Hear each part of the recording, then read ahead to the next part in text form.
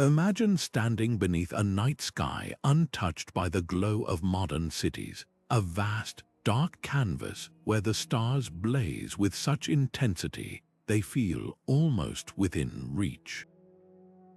This was the everyday reality for our ancient ancestors, and what they saw in those heavens wasn't just beauty, it was a blueprint, long before written language, before empires rose and fell. Prehistoric peoples across the globe were undertaking one of humanity's most profound collaborations with the cosmos. They became forgotten engineers of the sky, designing and raising monumental structures that whispered secrets about the movements of the sun, the moon, and the distant stars, secrets we are still striving to fully comprehend today. These builders worked with a purpose that transcends what we might expect from so-called primitive societies. They didn't construct for fame or to honor earthly rulers. Instead, they built for the universe itself, aligning vast stones and shaping landscapes with a precision that staggers the modern mind. From the sweeping megalithic circles of Europe to the sun-drenched pyramids of the Americas, these sites functioned as sophisticated astronomical observatories, agricultural calendars, and perhaps even spiritual gateways, places where the divine touched the earthly, and where the rhythms of the sky were etched into the very bones of the earth. In this video, we're setting out on a journey to uncover the genius and the vision of these prehistoric sky watchers. We'll explore how they tracked celestial events with nothing but naked eye observation and collective memory, encoding their understanding into stone and myth. Their legacy is a testament to human curiosity, cooperation, and our timeless desire to find our place in the cosmos, a quest that feels more relevant than ever in today's rapidly changing world. So come with me and let's step back thousands of years to decode the mysteries written in the stars and rediscover the incredible minds who first thought to build not just for people but for eternity.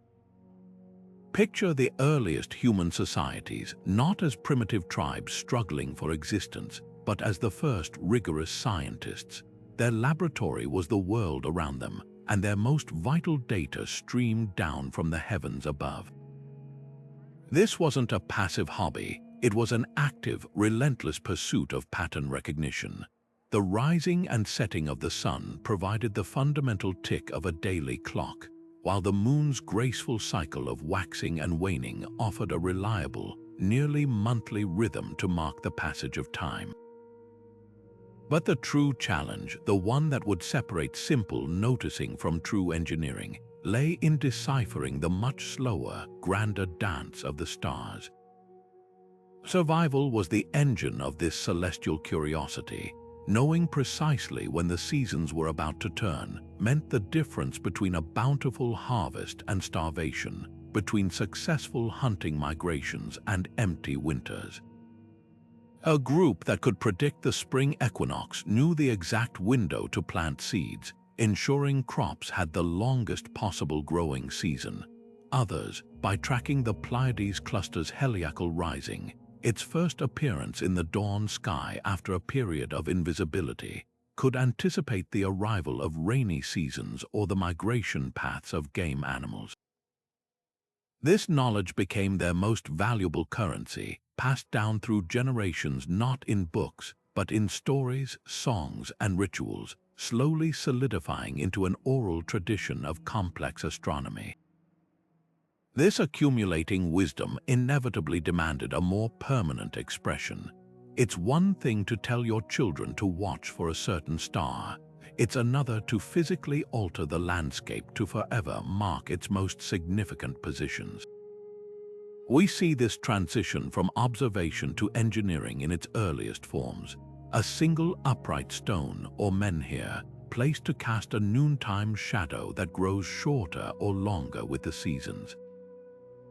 A natural notch between two hills on the horizon that perfectly frames the sunrise on the longest day of the year, a site that would later become sanctified and perhaps marked with stones of its own. These were the first tentative steps toward the monumental architecture we'll explore later. What's truly fascinating is how this practical, survival-based science was utterly inseparable from spirituality. The sun wasn't just a heat source, it was a life-giving deity whose return from the darkness of winter needed to be encouraged and celebrated. The moon, governing the tides and menstrual cycles, was often seen as a powerful feminine force. By building structures that captured these celestial moments, a beam of light piercing a dark chamber on the solstice, or shadow patterns tracking an eclipse, these ancient astronomers were doing more than just measuring time. They were building a bridge between the human world and the cosmic order, creating a tangible connection to the divine. They engineered for the stars because they believed the stars were listening, and that harmony with the heavens was the key to prosperity on Earth. This profound fusion of empirical observation and sacred belief provided the essential foundation for all the staggering stonework and cosmic calculations that were yet to come. Now, if you were to stand at the center of Stonehenge on the summer solstice, watching the sun rise directly over the heel stone, you might feel a sense of awe at the precision of it all. For centuries, that feeling was often dismissed as mystical wonder, the product of so-called primitive minds. But what if that alignment wasn't an accident or a coincidence? What if it was the result of deliberate, sophisticated engineering? This is the core question of a field known as astroarchaeology, a discipline that emerged to rigorously test these very possibilities. It's a fascinating fusion of science and storytelling, where the hard data of astronomy meets the cultural context unearthed by archaeologists and anthropologists. Think of it as a grand, interdisciplinary detective story, one where the clues are carved in stone and written in the stars. The methodology of an astroarchaeologist is a meticulous process. It begins not in a library but in the field with the precise surveying of an ancient site. Using tools like theodolites and modern GPS, researchers map the exact positions and orientations of stones, walls, and doorways. They then use computer software to reconstruct the ancient sky, accounting for subtle shifts in the Earth's axis over millennia, a phenomenon known as precession. This allows them to see what stars or celestial events would have been visible from that specific point thousands of years ago, but it doesn't stop there.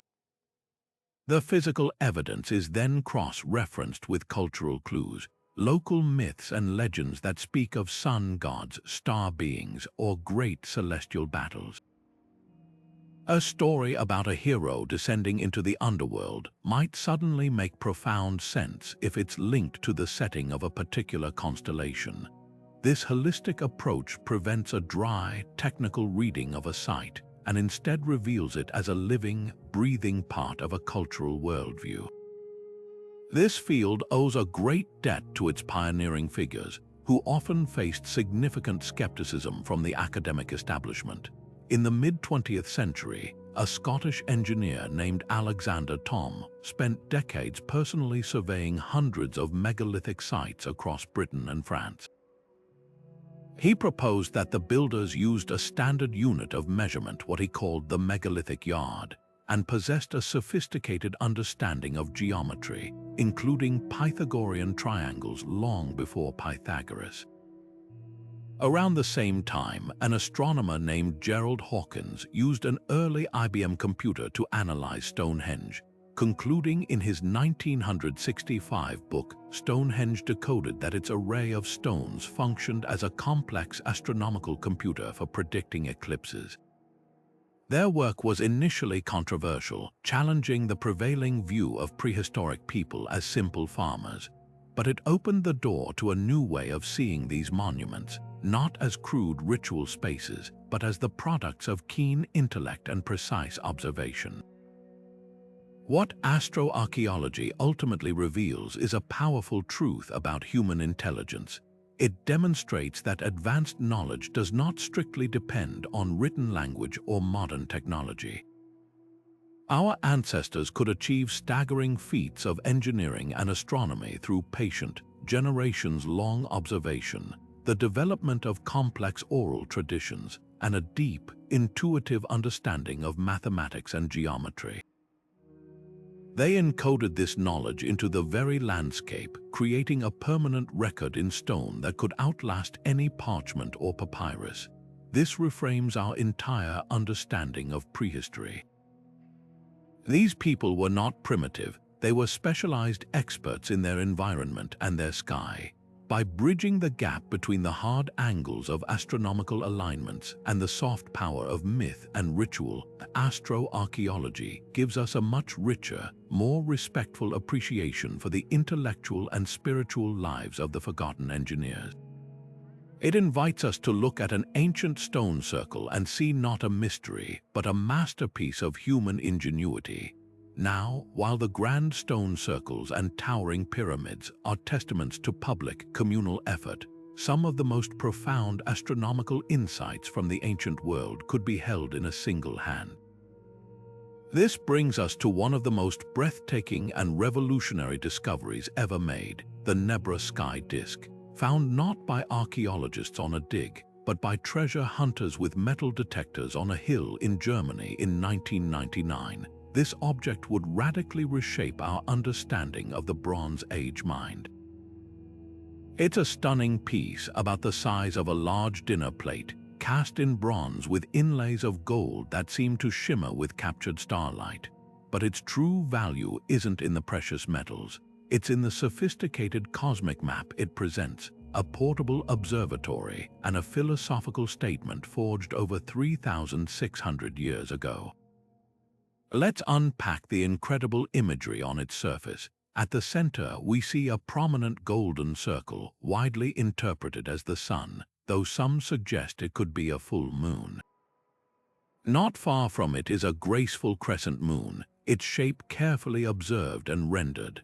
Then, clustered tightly together, a group of 7 small gold dots, unmistakably the Pleiades star cluster, a key celestial marker for ancient cultures worldwide. But the most intriguing elements are the 2 golden arcs along the edges and the wavy line at the bottom.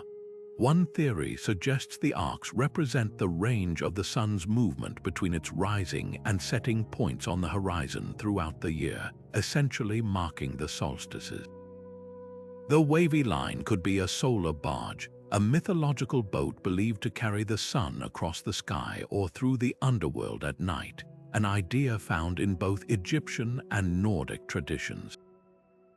Later, another arc was added to the bottom, often seen as a sun boat with numerous oars, further deepening its ritual significance. So what was this magnificent object actually for? It wasn't merely decorative. Most researchers believe it was a sophisticated, multi-purpose tool. By aligning the disk with the actual sky, a user could have synchronized the lunar calendar with the solar year, a crucial problem for any society that relies on agriculture. The presence of the Pleiades was a key. In many ancient cultures, the heliacal rising of this cluster, its first appearance in the dawn sky after being hidden by the sun's glare, signaled the start of the planting season or the beginning of a new year.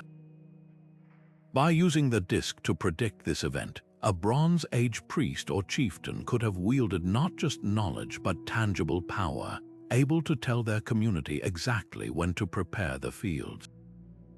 It was a practical agricultural calculator and a sacred ritual object all in one. The discovery of the Nebra sky disk also sends ripples across our map of prehistoric Europe, hinting at connections we are only beginning to understand. The copper for the bronze likely came from the Austrian Alps, while the gold is thought to have originated from Cornwall in England. This means the raw materials alone traveled hundreds of miles before being crafted into this object.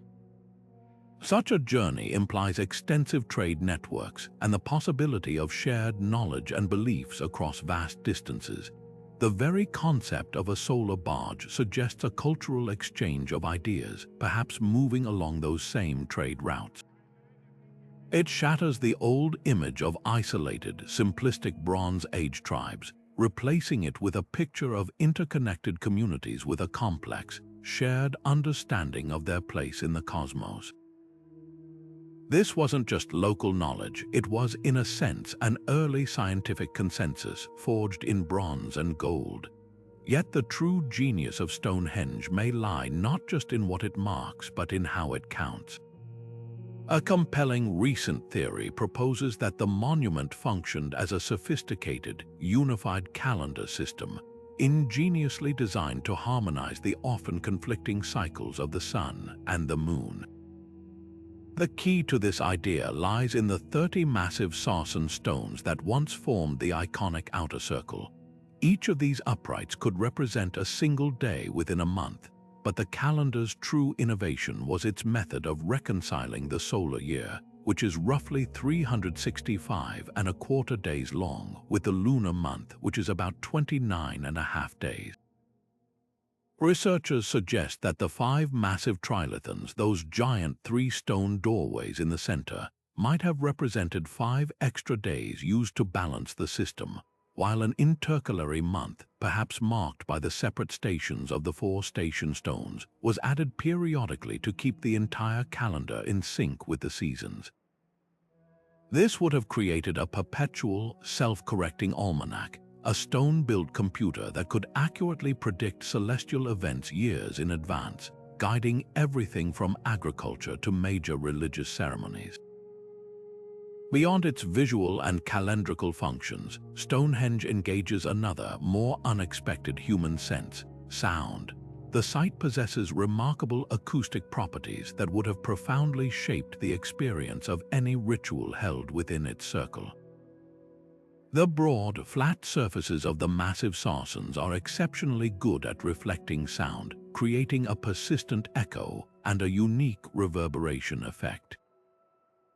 If you were to stand in the center and speak or strike a drum, the sound would bounce back from the stones, creating an immersive, almost otherworldly auditory environment.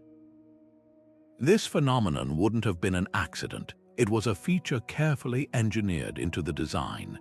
During a solstice or eclipse ceremony, with the sky darkening or a sliver of light piercing through the architecture, this auditory amplification would have magnified the chants of priests or the music of rituals, making the experience overwhelming and transcendent.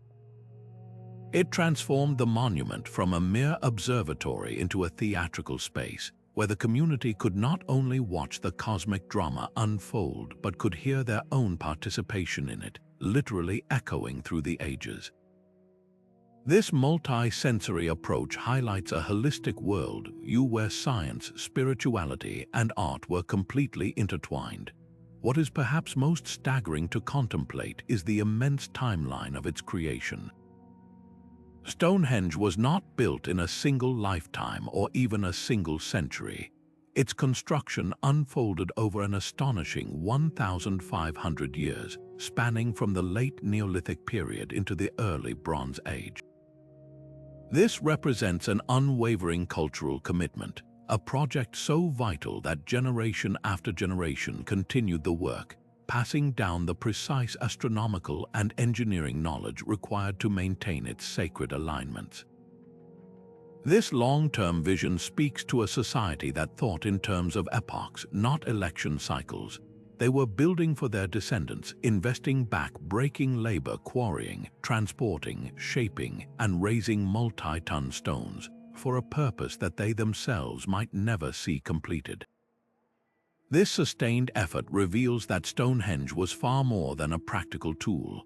It was the very heart of their cultural and spiritual identity, a permanent anchor connecting their world to the eternal cycles of the cosmos, a project worth dedicating millennia to.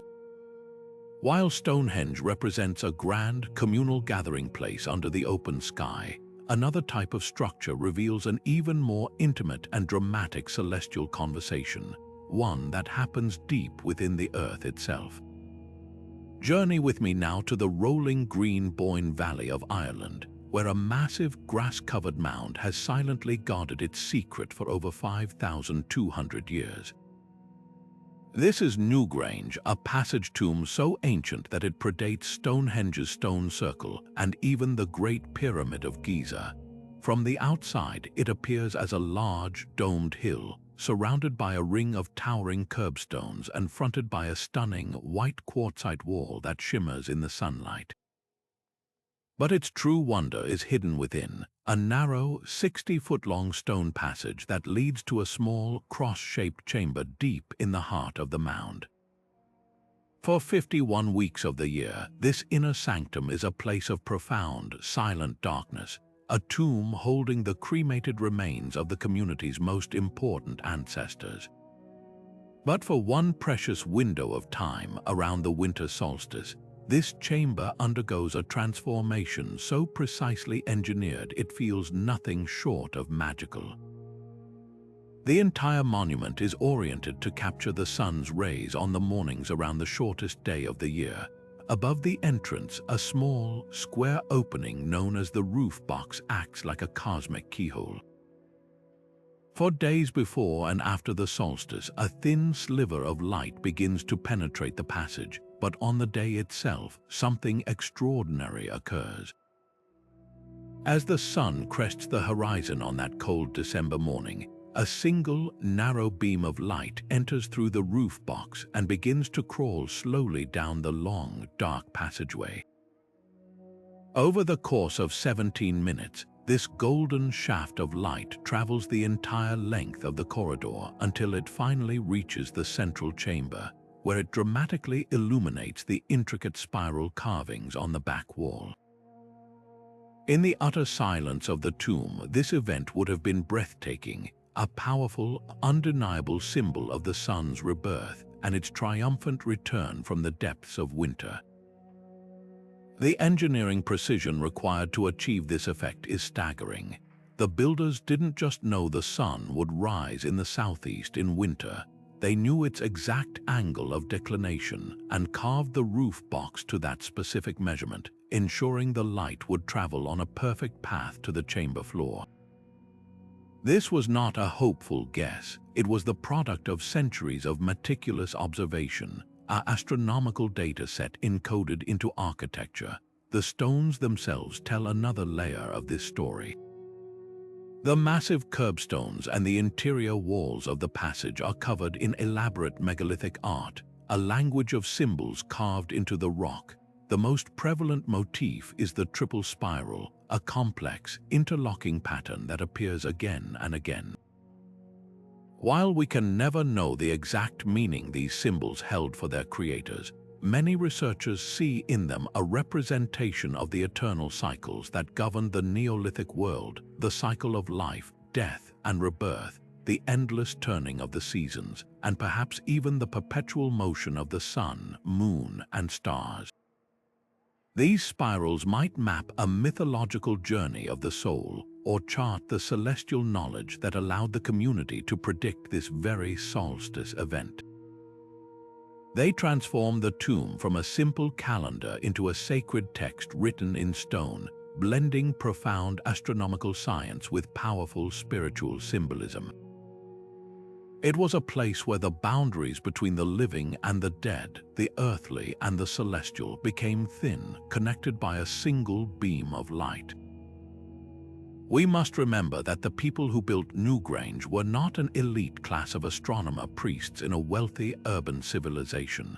They were Neolithic farmers living in a Stone Age society.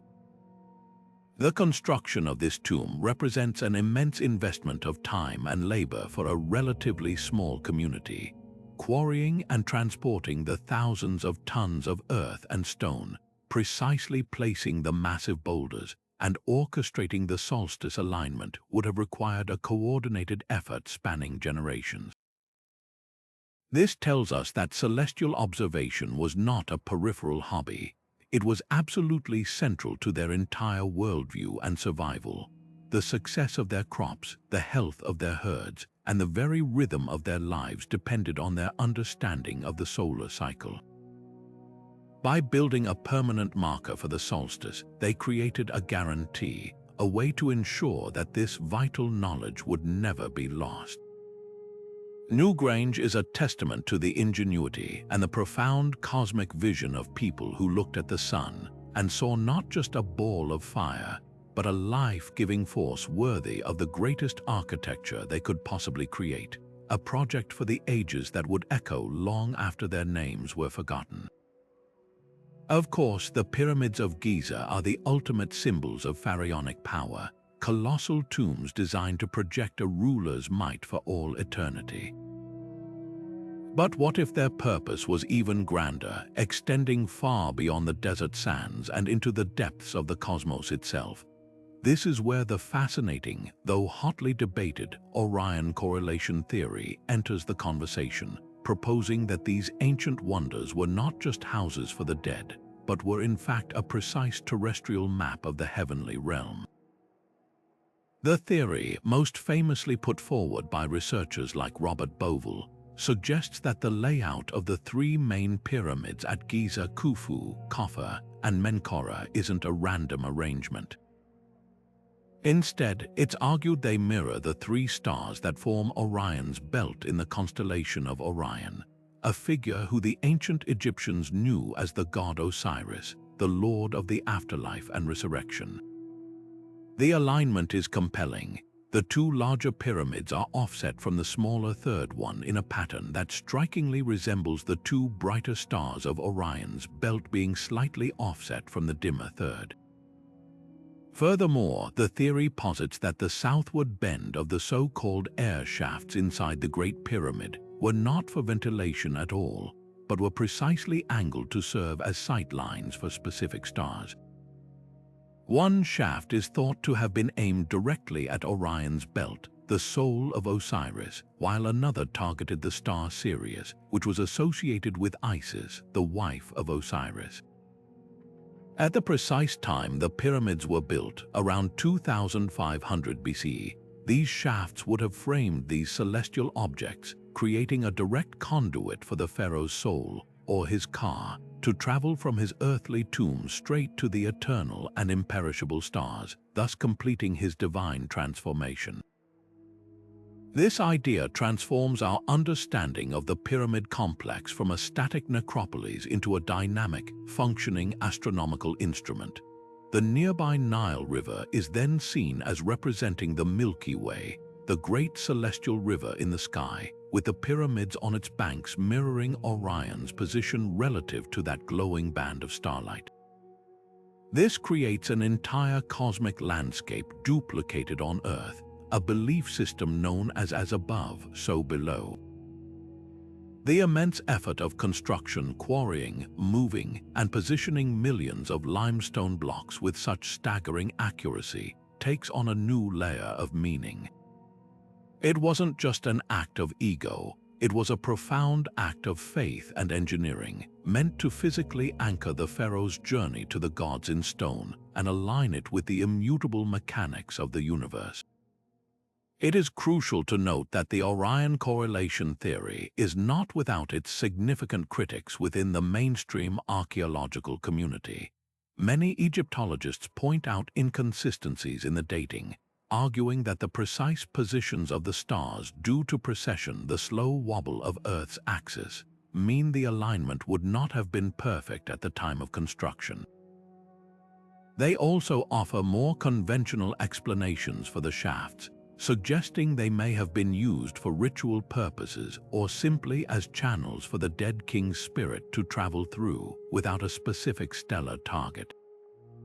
However, even if one discounts the specific details of the theory, its greatest contribution is undeniable. It forces us to re-examine these structures through an astronomical lens and to appreciate the deep, intrinsic connection the ancient Egyptians felt with the night sky. Their texts are filled with references to the imperishable stars of the northern sky and the undying circumpolar stars that never set, which is where they believed their pharaohs would reside forever.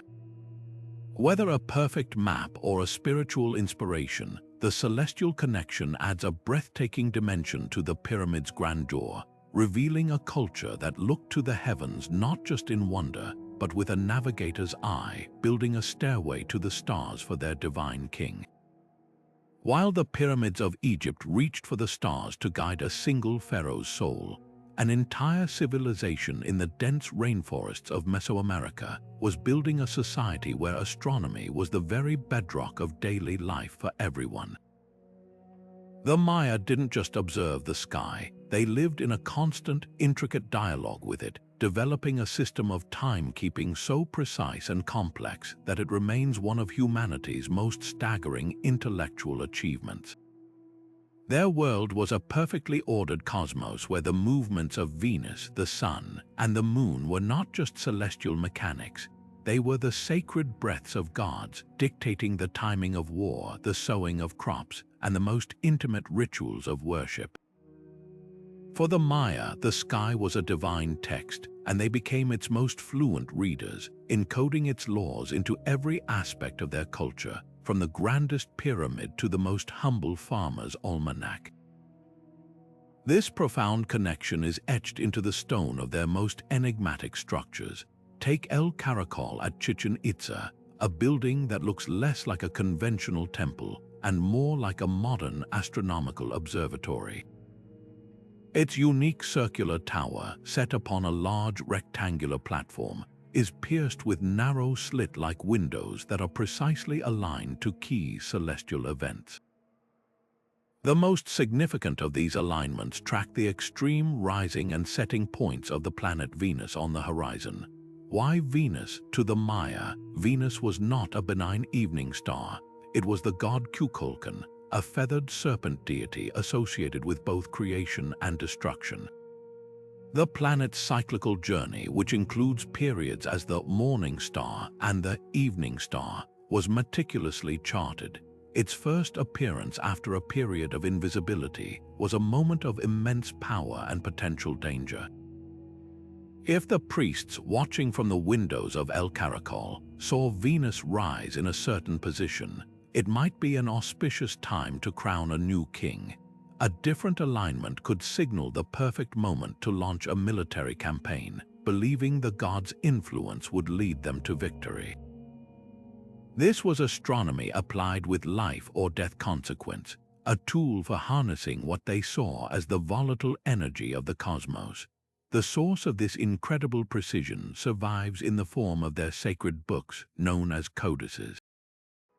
While Spanish conquistadors burned most of these bark paper texts, a precious few survived, and they are nothing short of revolutionary. The Dresden Codex, for instance, contains pages of detailed astronomical tables that function like a perpetual calendar and prediction machine. It accurately charts the 584-day synodic cycle of Venus with an error of just 1 day in 2,000 years. It contains tables for predicting solar eclipses and tracks the movements of Mars and other planets. These weren't just scientific notations, they were ritual guides. A priest could use these tables to look decades into the future, foreseeing a potentially inauspicious alignment of planets and prescribing the correct ceremonies to appease the corresponding gods. This ability to predict cosmic events granted the ruling class immense authority, allowing them to demonstrate a divine connection and maintain social order through their perceived control over the very fabric of time and space. This scientific rigor was inseparably woven into a rich mythological tapestry. The Maya didn't see a separation between the hard data of a planet's orbit and the story of the god it represented. The sun god Kinish Ahau journeyed each night through the terrifying underworld in the form of a jaguar to be reborn each dawn. The moon was a goddess, often depicted as a young woman holding a rabbit. An eclipse was not merely the moon passing through Earth's shadow.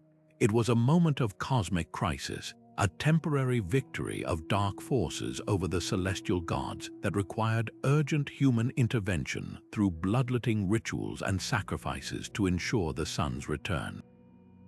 This fusion meant that astronomy was not an abstract study, it was a lived experience, A farmer planting his maize did so according to a calendar dictated by the stars, participating in a cycle that was both practical and profoundly sacred. A king ascending the steps of a pyramid was reenacting the sun's journey across the sky. The Maya exemplify a civilization that truly embodied the cosmos, building a world where the celestial and the earthly were one and the same, and where understanding the stars was the ultimate expression of both power and piety. Now, while the Maya were perfecting their Venus charts and the Egyptians were aligning their pyramids on the other side of the world, in the coastal desert of Peru, a civilization we know only as the Chancillo culture was solving a fundamental human problem with breathtakingly simple and elegant architecture. They needed to know precisely what day it was, not for rituals centered on a single dramatic solstice, but for the mundane, vital rhythm of the entire year, knowing when to plant, when to harvest, when to hold markets, and when to prepare for seasonal rains. Their solution, built around 300 BCE, was so effective and so clear in its purpose that it stands alone in the ancient world. They didn't build a temple that happened to have an alignment. They built a dedicated, purpose-made solar observatory, a colossal stone calendar stretched across a desert ridge, and it remains the oldest such structure we have found in the Americas. The complex is a masterpiece of landscape engineering. At its heart are 13 near-identical towers, built of stone and mortar, marching along the spine of a hill like the jagged teeth of some great stone dragon. These aren't randomly placed, they are carefully spaced and positioned to create a notched artificial horizon. The true genius of the design, however, lies in the two precise observation points built some distance away on the flat desert plain to the east and west of the ridge. If you stand at the western observation point just before dawn, you can witness the year unfold before your eyes. As the seasons progress, the point on the horizon where the sun rises moves steadily along the line of towers. On the December solstice, the sun rises directly to the right of the southernmost tower. In the days that follow, its rising point shifts northward, rising in the gaps between the towers. By the June solstice, it rises dramatically to the left of the northernmost tower before beginning its slow journey back south. The entire solar year is perfectly demarcated by this stone comb. A priest or astronomer simply had to note which tower framed the sunrise on a given morning to know the exact date within a day or two. This functionality is flawlessly repeated from the eastern observation point for sunsets. From that vantage, you could watch the sun disappear behind the gaps and peaks of the same towers, marking the date once again as it slid from north to south and back again. This dual observation system provided a built-in cross-check, a way to verify the date and eliminate any error. The entire facility is a model of pure utilitarian design. There's no evidence it was used for burials or as a fortified structure. Its singular, undeniable purpose was tracking the sun. This clarity is what makes Chancillo so revolutionary. It wasn't a multi-purpose temple that incorporated astronomy. It was a scientific instrument first and foremost, a communal tool for synchronizing an entire society with the celestial schedule. The implications of this are profound. Chancillo predates the famous Inca Empire by nearly 2,000 years, shattering the once common narrative that the Inca were the first great astronomers and organizers of the Andes. It reveals a deep pre-existing tradition of precise solar observation in the region. Furthermore, its existence as a standalone observatory suggests a society that had institutionalized the role of the astronomer. Someone had to be stationed at those observation points day after day, year after year, formally noting the sun's position and announcing the passing of time to the community. This person wasn't just a priest in a temple. They were a civil servant, a keeper of the calendar, their authority derived from accurate prediction rather than cryptic ritual. Most importantly, Chancillo stands as a powerful testament to the concept of independent innovation. There is no evidence of contact between the builders of Chancillo and the astronomers of Europe, Egypt, or Mesoamerica. They were isolated by vast oceans and continents, yet they arrived at a similarly sophisticated understanding of the solar cycle and felt the same compelling need to monumentalize that knowledge in stone. This wasn't an idea that spread, it was an idea that emerged again and again from a universal human condition. From the deserts of Peru to the grasslands of England, different cultures looked up at the same sun and independently reached the same conclusion. To build a harmonious and prosperous society, you must first learn to read the sky. The 13 towers of Chancillo are a silent, enduring declaration of that truth, a line of stone against the blue desert sky that speaks to a shared human impulse to find our place in the grand, turning mechanism of the cosmos. Yet across the English Channel from Stonehenge, on the wind-swept coast of Brittany in northwestern France, lies an ancient mystery of an entirely different scale and character. Forget a single, cohesive circle. Here, the landscape itself seems to have been organized by a giant's hand. We are talking about the Karnak stones, a sprawling, awe-inspiring complex of over 3,000 individual megaliths arranged in long, parallel rows that stretch for miles across the countryside. Walking among them is a profoundly disorienting experience. It's like wandering through a petrified army standing in silent, perfect formation for millennia. While sites like Stonehenge and Newgrange speak to a focused, singular purpose, Karnak whispers of something far more extensive.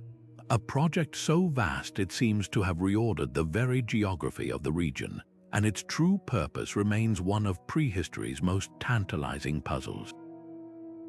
Unlike the clear solar alignments we see elsewhere, the guiding principle at Karnak appears to be lunar.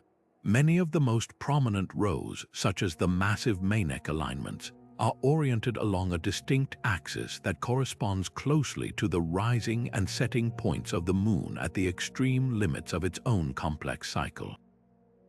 The moon doesn't simply rise in the east and set in the west like the sun. Over an 18.6-year period, its rising and setting points on the horizon slide north and south within a much wider band. The builders of Karnak seem to have been meticulously tracking this slower, more subtle dance. Some researchers, like the late Alexander Thom, proposed that the entire arrangement functioned as a gigantic calculating machine for predicting lunar eclipses.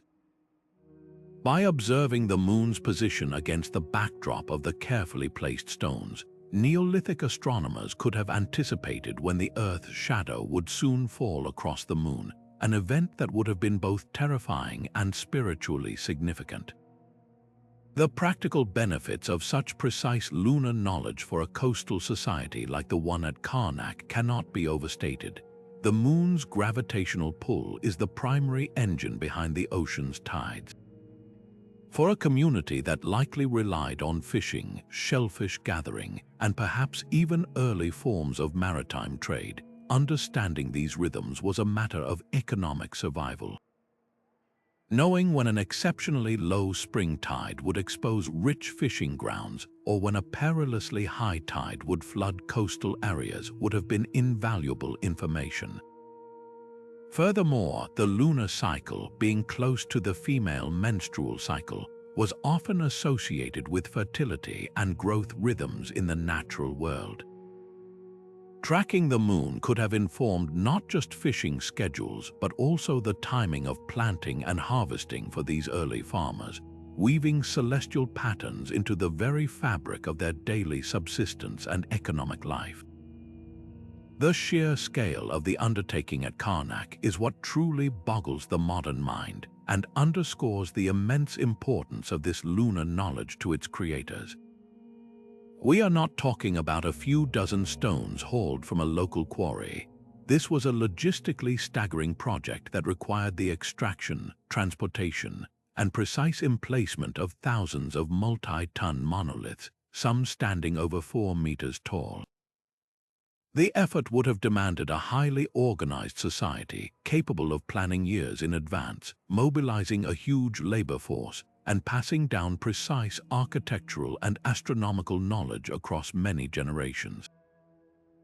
This was not a project undertaken on a whim. It represented a colossal investment of time, calories, and social capital.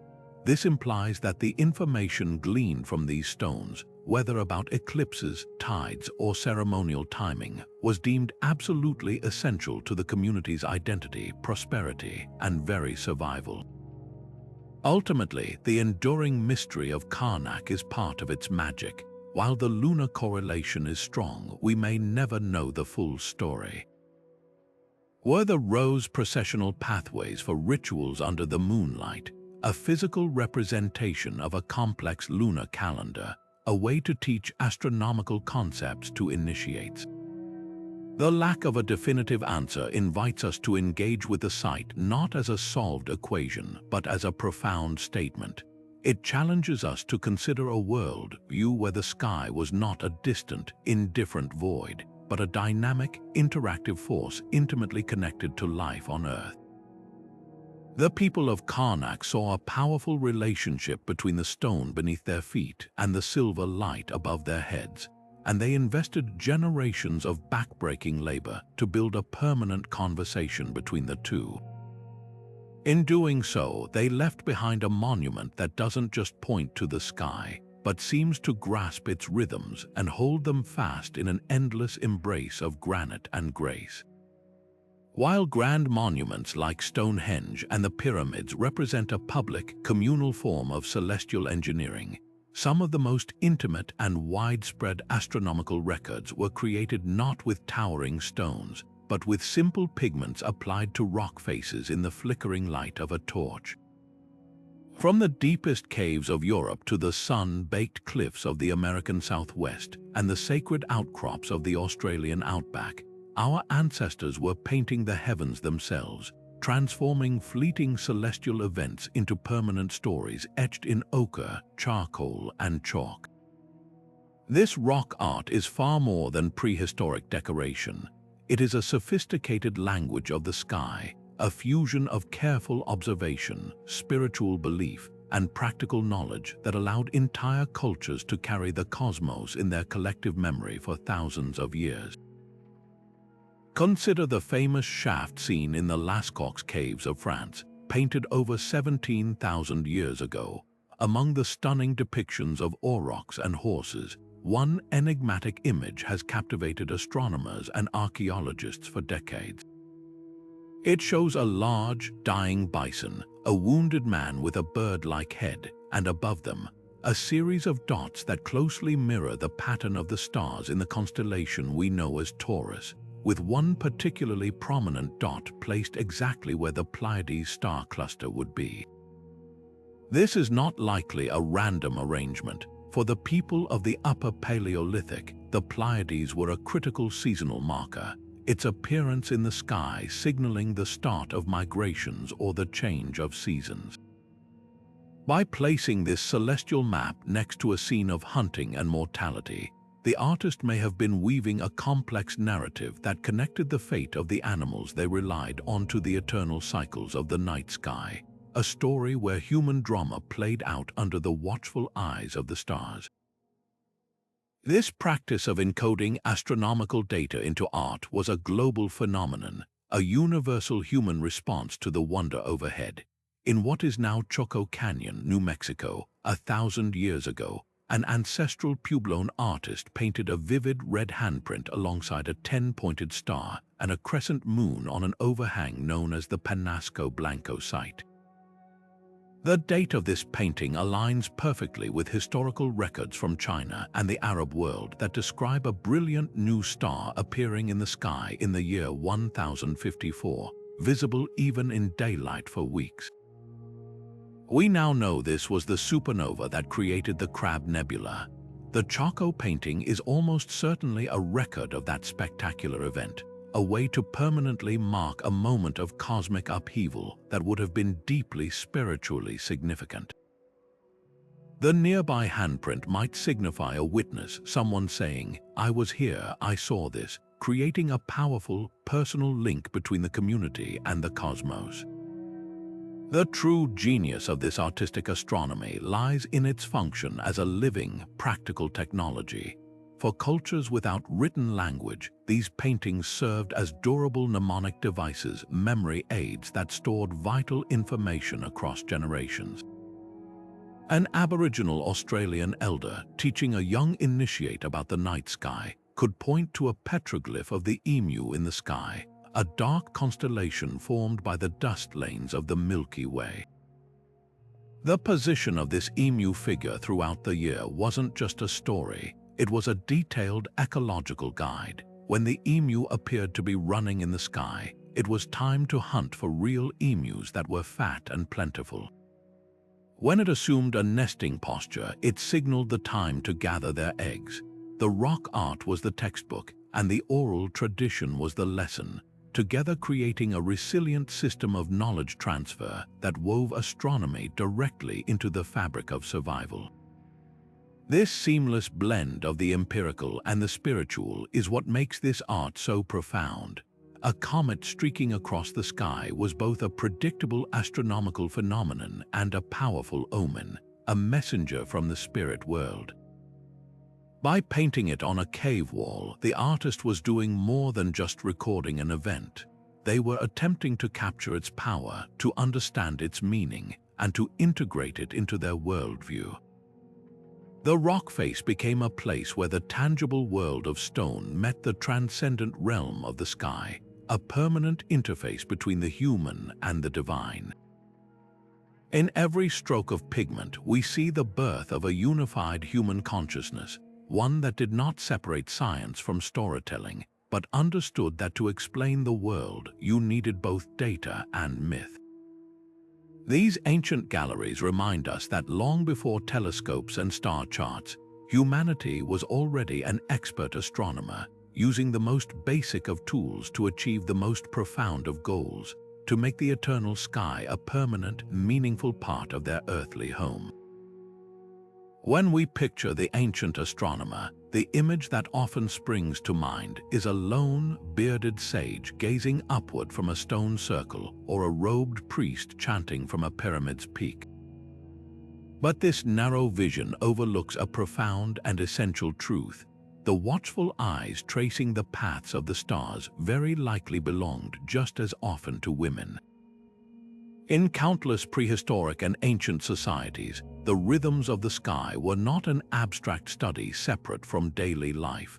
They were intimately tied to the domains often managed by women, the cycles of planting and harvest, the mysteries of birth and fertility, and the spiritual practices that nurtured the community.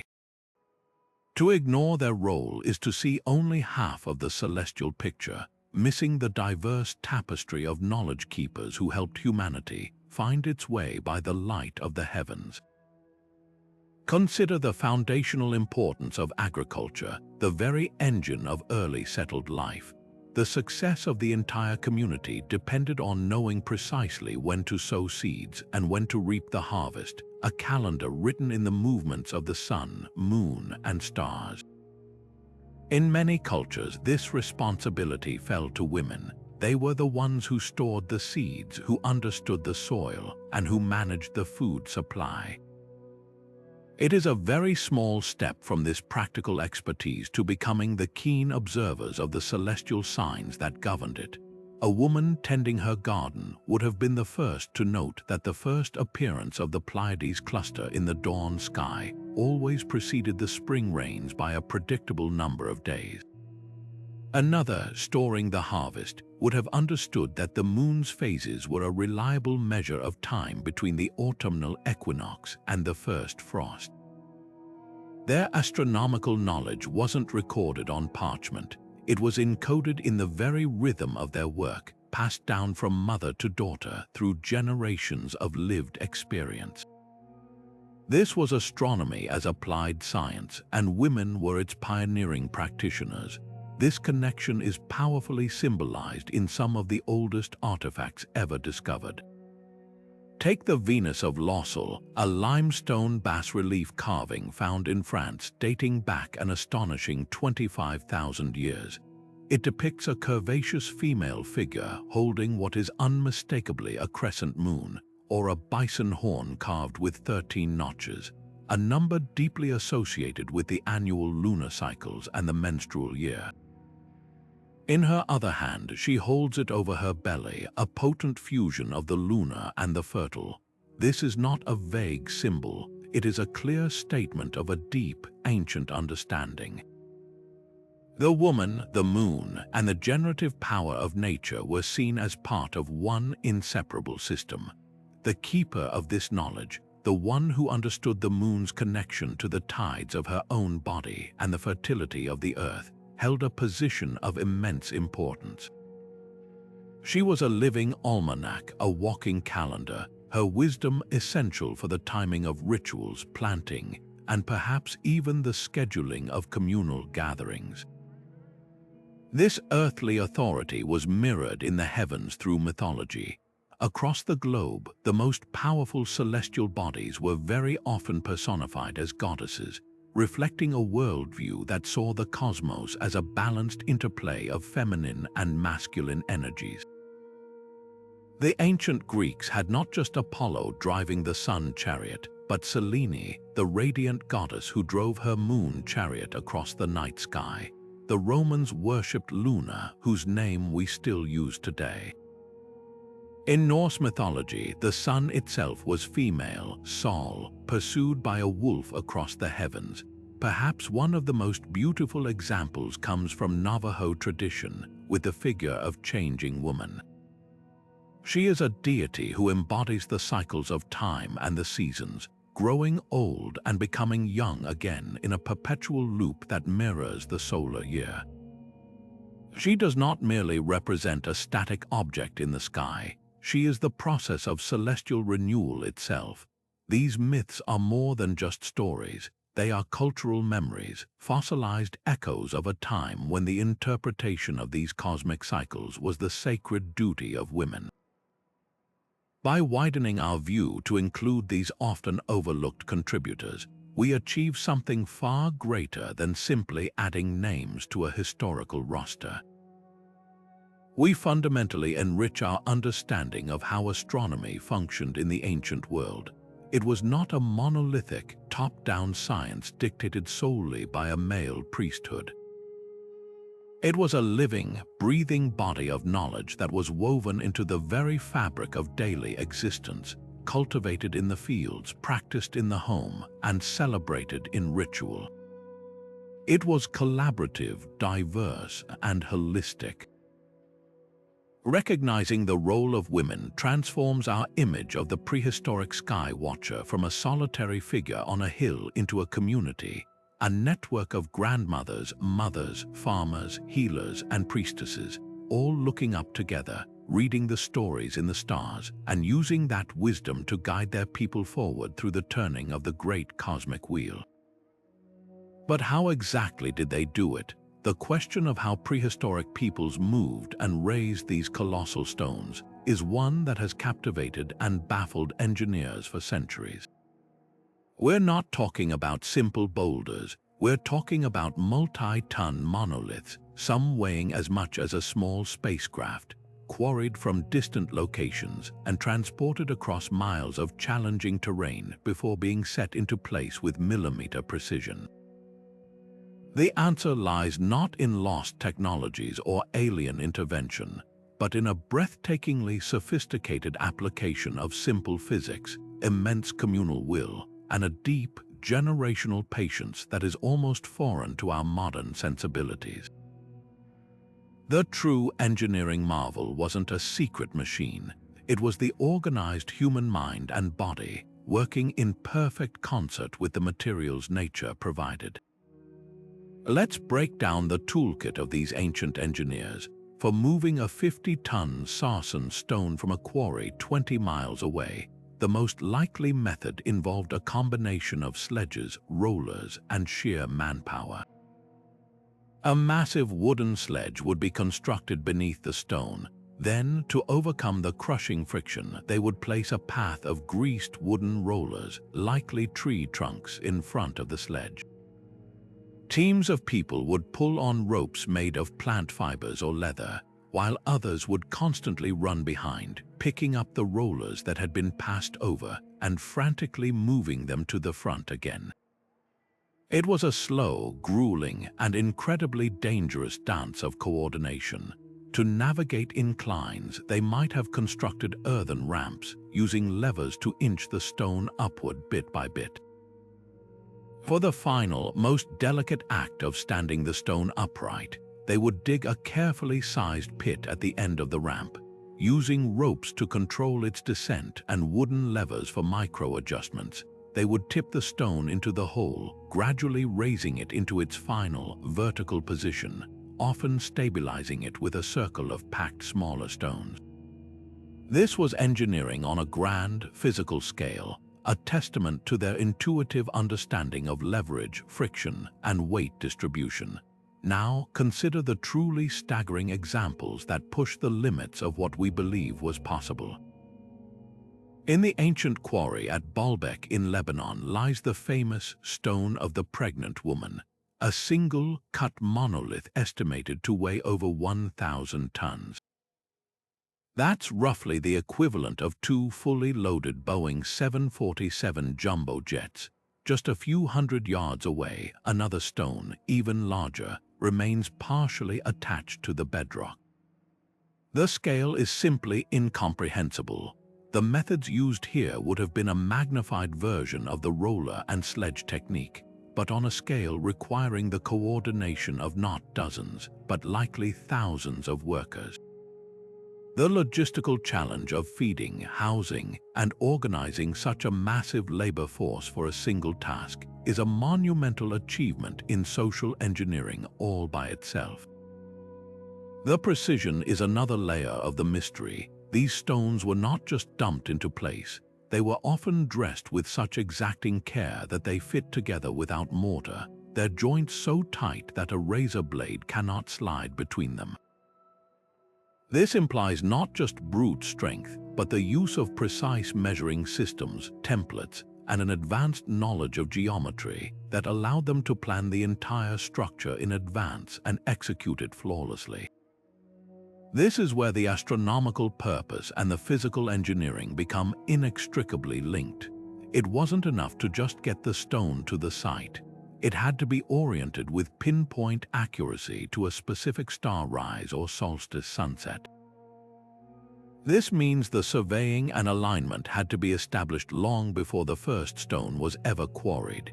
Using simple but effective tools like sighting poles, gnomons to track shadows, and perhaps even pools of water to reflect the night sky, these ancient astronomers would have mapped out the entire site on the ground, plotting the exact positions and angles for each stone.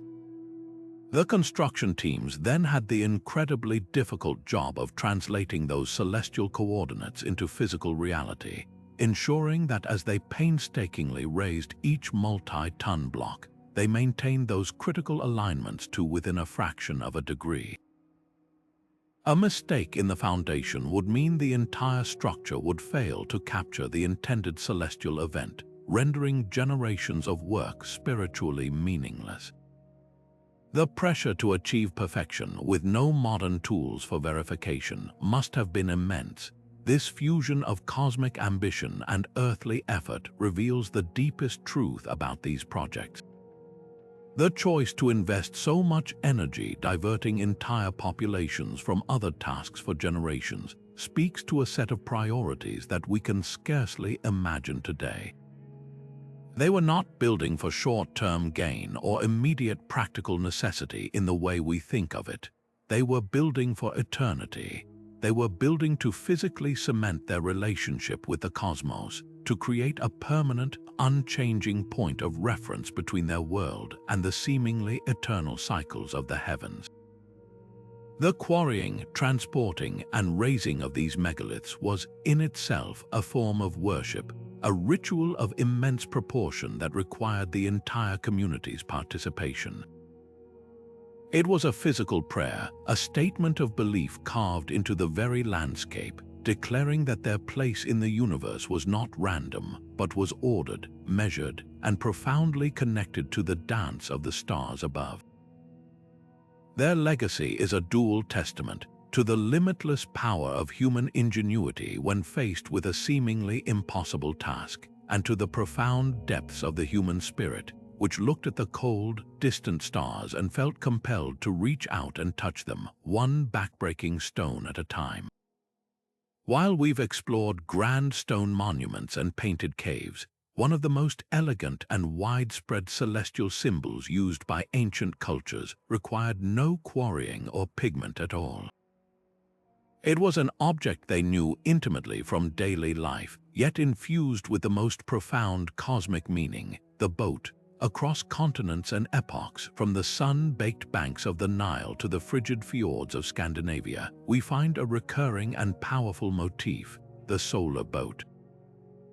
This was not merely a vessel for water, it was a vehicle for the soul, a metaphysical engine designed to carry the sun, the dead, and the hopes of the living on their greatest journey across the celestial sea.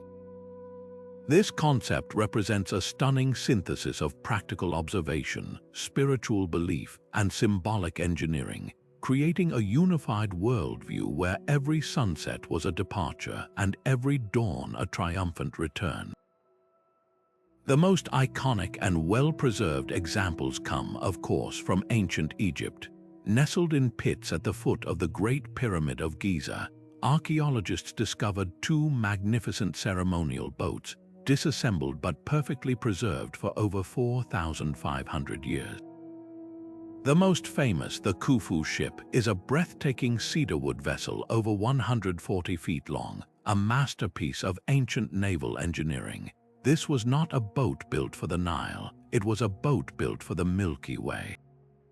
Egyptian cosmology described the sun god Ra traveling through the sky by day in a boat called the Manjet, the boat of millions of years, but each night he faced his most perilous trial, a journey through the 12 hours of darkness in another boat, the Mesektet, fighting the serpent god Apophis to be reborn at dawn. The pharaoh, believing himself to be the son of Ra, needed his own solar bark to accompany the god on this eternal, cyclical voyage through the underworld. His buried boat was his functional spacecraft, a necessary piece of funerary equipment engineered to ensure his soul could navigate the celestial rivers and join the imperishable stars. But this symbolic idea was far from unique to Egypt. 1,000 years later and thousands of miles to the north, the Vikings enacted a similar belief, though with a distinctly Norse flavor. When a great chieftain died, he was often laid to rest in a ship buried under a mound, surrounded by grave goods for his journey. The most spectacular example is the Oseberg ship from Norway, an incredibly well-preserved Viking longship that served as the burial chamber for two high-status women. For the Vikings, the afterlife was not a static destination but a voyage to a place like Valhalla or Helheim. The ship was the means to get there. It was a symbol of power, exploration, and transition, reflecting their identity as a seafaring people. The journey itself was the central metaphor for the passage from life to death and beyond. By aligning the ship within the burial mound, often on an east-west axis mirroring the sun's path, they were charting a course for the deceased, using the most fundamental celestial marker they knew to guide the soul to its final resting place. This connection between the boat and the sun's daily cycle is the key to understanding its universal power. Nearly every human culture that could see the horizon witnessed the same inexplicable phenomenon. Each evening, the sun descended into what appeared to be a vast body of water. Where did it go? How did it travel through the darkness to reappear in the east each morning? The most intuitive and beautiful answer was that it sailed. It embarked on a nocturnal voyage across a cosmic ocean or through the underworld. The boat, therefore, became the perfect symbol for this mysterious journey. It was a tool of transition, capable of moving between known and unknown realms, from the land of the living to the land of the dead, from the day sky to the night sky. By incorporating this symbol into their burials and their art, ancient peoples were actively participating in this cosmic cycle. They were providing their loved ones, and indeed the sun itself, with the vessel needed to complete the journey successfully, ensuring the continuous and vital order of the universe. This solar boat metaphor did something remarkable. It seamlessly wove together three critical strands of human experience into a single, powerful idea. First, it drew from the practical, hands-on knowledge of navigation. Building a boat that could withstand the open sea required a deep understanding of materials, geometry, and currents. Second, it integrated astronomical observation. The path of the sun was the most reliable celestial guide for any navigator, and its cycle was the fundamental measure of time. Finally, it was enveloped in a rich layer of mythology, providing a narrative that explained the unknown and gave meaning to life and death. The boat became the tangible point where these three worlds met. It was a functional object, an astronomical tool, and a sacred symbol all at once. This holistic thinking allowed a prehistoric person to look at a simple fishing boat on the water and see a reflection of the sun's journey through the sky, and by extension, the journey of their own soul after death. They engineered their rituals around this symbol not out of superstition, but out of a coherent and sophisticated worldview that saw all things, the practical, the celestial, and the spiritual, as parts of one interconnected, magnificent whole. Now let's journey to a very different kind of archive, one not made of towering stone but of something far more fragile and intimate, the shoulder blades of oxen and the undershells of turtles. In the heart of the Shang dynasty, around 1600 BC, the fate of kings and kingdoms was being decided by cracks appearing in burned bone. These are the famous oracle bones of ancient China, and while they might seem like simple tools of superstition, they reveal the birth of one of the world's first and most meticulous systems of astronomical record-keeping. This was a practice where every eclipse was a message from the ancestors, every comet a portent of war or peace, and the act of writing itself was a sacred bridge between the human world and the divine will of the cosmos. The process itself was a remarkable fusion of ritual and bureaucracy. A royal diviner, a highly respected scribe priest, would take a carefully prepared piece of bone or plastron and inscribe it with a written question addressed to the ancestral spirits. The question might be about the outcome of a battle, the health of the king, or perhaps the meaning of a strange light seen in the sky the night before. Then, using a hot metal rod, they would apply heat to predetermined points on the bone, causing it to crack with a series of popping sounds. The pattern of these cracks was believed to be the answer from the spirit world. The diviner would then interpret these cracks and often carve the prophecy directly onto the bone. Later, after the event had come to pass, they might even add a final postscript verifying the accuracy of the omen. This created a permanent, dated record of question, omen, and outcome, a vast celestial database etched in calcium and carbon. It is within these inscriptions that we find some of humanity's oldest and most precise descriptions of astronomical events. One bone records a dramatic event on the 16th day of the month, noting that the sun was eclipsed at night. Another describes a great new star appearing alongside the constellation we know as Antares, a likely sighting of a supernova. Others document the appearances of comets, referred to as broom stars for their long, sweeping tails, which were almost universally seen as harbingers of great change and upheaval. What's so revolutionary about these records is their tone. They are not poetic or mythical descriptions. They are terse, clinical, and remarkably factual notations. The scribes were acting as the first scientists, objectively recording the data of the sky with a disciplined eye for detail, even as they sought to understand its spiritual significance. This practice fundamentally shaped the course of Chinese history and science. The accumulation of these records over centuries created an invaluable long-term dataset. Court astronomers could look back through the archives and begin to detect patterns. They might notice that certain types of eclipses seemed to recur in cycles, or that the appearance of a comet was often followed by a period of drought. This empirical data, gathered initially for divination, became the raw material for predictive astronomy. It laid the essential groundwork for the staggering advances of later Chinese dynasties, who would produce detailed star catalogues centuries before those in the West, and engineer incredibly sophisticated clockwork armouries that modeled the movements of the heavens with breathtaking precision. The oracle bones were the seed from which this mighty tree of astronomical knowledge would grow.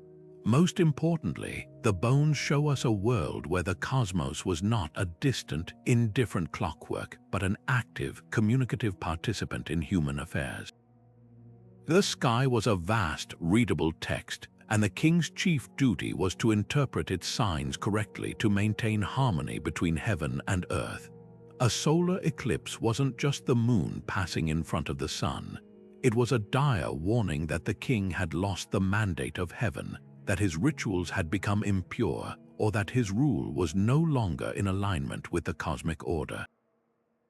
It demanded immediate action, perhaps a change in policy, a special sacrifice, or a public act of atonement. In this worldview, astronomy was the ultimate political science. The movement of the stars directly influenced statecraft, diplomacy, and war.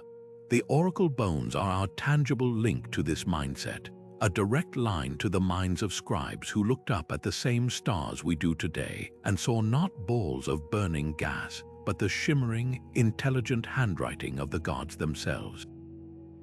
While cultures across the globe were raising stones to track the heavens, another form of engineering was taking place, one that required no quarries, no sledges, and no monuments that would stand for millennia. This was the engineering of memory, a living, breathing knowledge system perfected over tens of thousands of years by the Aboriginal peoples of Australia. In a landscape of immense and often unforgiving diversity, the night sky became their most reliable map, their most accurate calendar, and their most sacred storybook, all woven together into an intricate tapestry of practical wisdom and spiritual belief. Their celestial architecture was not built of rock, but of rhythm, rhyme, and ritual, passed flawlessly from one generation to the next through the most durable of human technologies, the spoken word and the sung story. The genius of this system is perfectly captured in the concept of the songline or dreaming track. A songline is far more than a simple route across the land. It is a sequence of locations, a series of natural landmarks, each linked to a specific verse in a longer song or story. Crucially, these landmarks are not just on the earth, they are also mirrored in the sky. As a traveler moved through the landscape, they would sing the song of that particular route. Each verse would be cued by the appearance of the next landmark, but if the terrain became featureless or if they were traveling at night, they could look up. The very same song would describe the stars and constellations that passed overhead, their rising and setting acting as a celestial compass and a cosmic clock guiding the way. The song was the map, and the sky was its dynamic, rotating display. This meant that a person who knew the song for a journey of 1,000 miles could navigate it with precision, even if they had never walked that particular path before. They were literally singing their way across the continent, guided by the stars their ancestors had named. This celestial knowledge was directly applied to the most vital aspects of survival. Take the example of the emu in the sky. one of the most well-known aboriginal constellations. Unlike Western constellations that connect stars with imaginary lines to form pictures, the Emu is a dark constellation. It is formed by the opaque clouds of dust and gas in the Milky Way, the dark patches that obscure the bright starlight behind them. To the Aboriginal observer, these dark patches coalesce into the unmistakable shape of a giant emu. Its position in the sky throughout the year was a precise ecological indicator. When the emu appeared to be running high in the sky during the evening, it signaled that the real terrestrial emus were in their fat-running season and were prime for hunting. Later in the year, when the celestial emu seemed to settle into a nesting posture near the horizon, it indicated that the real emus were now laying their eggs, and it was the perfect time to gather this rich food source. The sky was not a separate realm. It was a direct reflection and predictor of events on the ground. Other star clusters held similar power. The Pleiades, known to many Aboriginal groups as the Seven Sisters, were another critical marker. Their first appearance in the dawn sky, their heliacal rising, often coincided with the beginning of the cooler winter months. This was a signal to move to winter camps, to begin using different resources, and to start a new cycle of ceremonies associated with that season.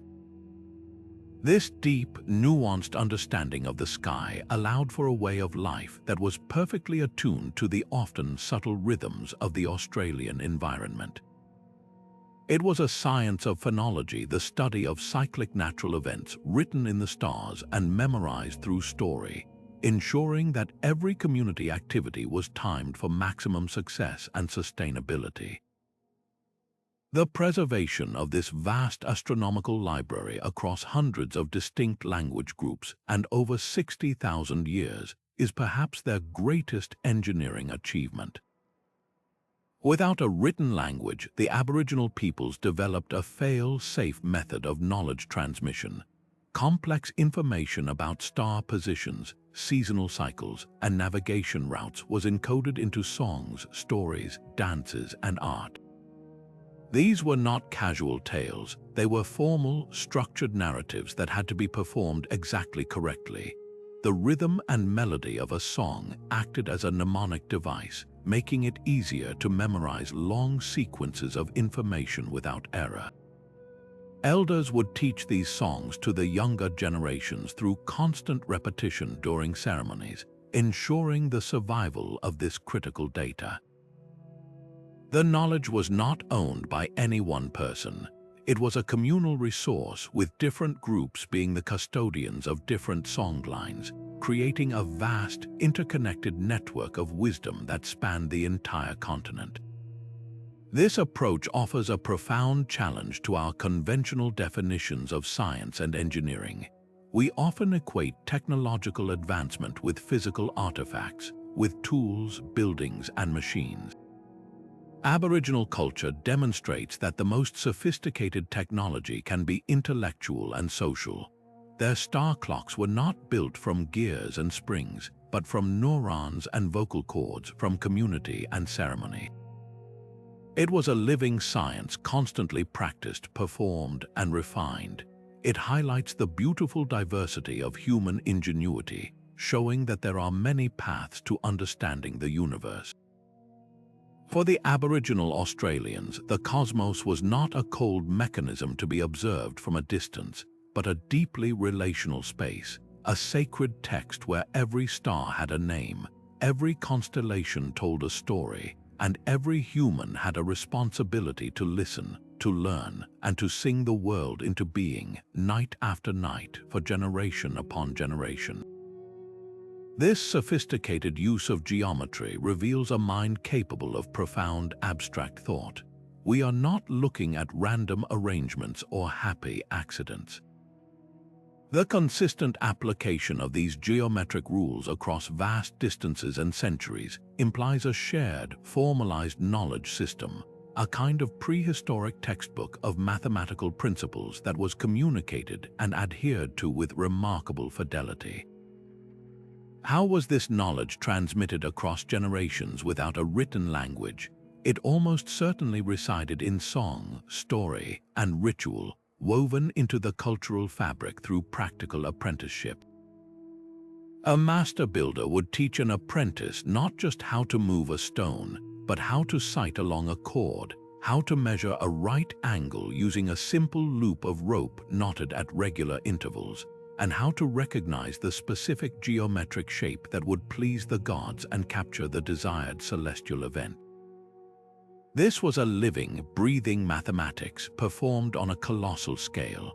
The motivation behind this mathematical encoding of the cosmos points to a worldview where order was paramount. For these ancient engineers, the universe was not a chaotic or random place. It was a beautifully structured system governed by predictable, repeating patterns. The cycles of the sun, moon, and stars demonstrated this perfect order. By replicating this celestial order on Earth through perfect circles, sacred triangles, and harmonic ratios, they were performing the ultimate act of participation and reverence. They were bringing the harmony of the heavens down to Earth, sanctifying their landscape, and aligning their human community with the divine cosmic plan.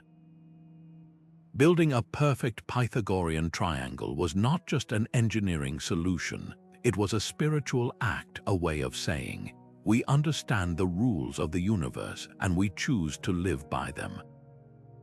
This desire to find and replicate order is a powerful human impulse, one that still drives our scientific endeavors today, connecting us across the millennia to those first geometers of the sky.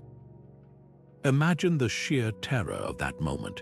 You are a farmer in the ancient world, and your entire existence is governed by the reliable rhythms of the sun and moon. Then, without warning, the sun begins to vanish in the middle of the day. The sky darkens to an eerie twilight, the temperature drops, and stars appear where they should not be. For a few terrifying minutes, the world is turned upside down. The fundamental order of the universe seems to be breaking apart. This was the reality of a total solar eclipse for prehistoric peoples, and it's no wonder they were seen as the ultimate omen, a moment of cosmic crisis that demanded explanation and appeasement. Across cultures, these events were woven into mythology as epic battles between light and darkness. In ancient China, it was a celestial dragon devouring the sun. For the Vikings, it was the wolf's skull and Hattie finally catching their prey. In the Americas, it might be a jaguar attacking the sun or the moon. These stories were more than just fanciful tales. They were a coping mechanism, a way to humanize and contextualize an event so powerful it could shake a civilization to its core. Yet from this primal fear emerged one of humanity's greatest intellectual triumphs: the ability to predict these terrifying events. This required a shift from seeing eclipses as random acts of the gods to recognizing they were part of a repeating, predictable pattern. This is where sites like the Sun Dagger in Choco Canyon become so incredibly significant. High on Fajada Butte in New Mexico, a spiral petroglyph is carved onto a rock face. Behind it, 3 large stone slabs are positioned so that slivers of sunlight fall between them. On the summer solstice, a single dagger of light bisects the center of the spiral. On the winter solstice, 2 daggers of light perfectly bracket it, but the true marvel occurs at noon around the time of the equinoxes, when a smaller, secondary dagger of light also touches the spiral. Researchers like the late Anna Sofer proposed that this intricate light show was more than a simple solstice marker.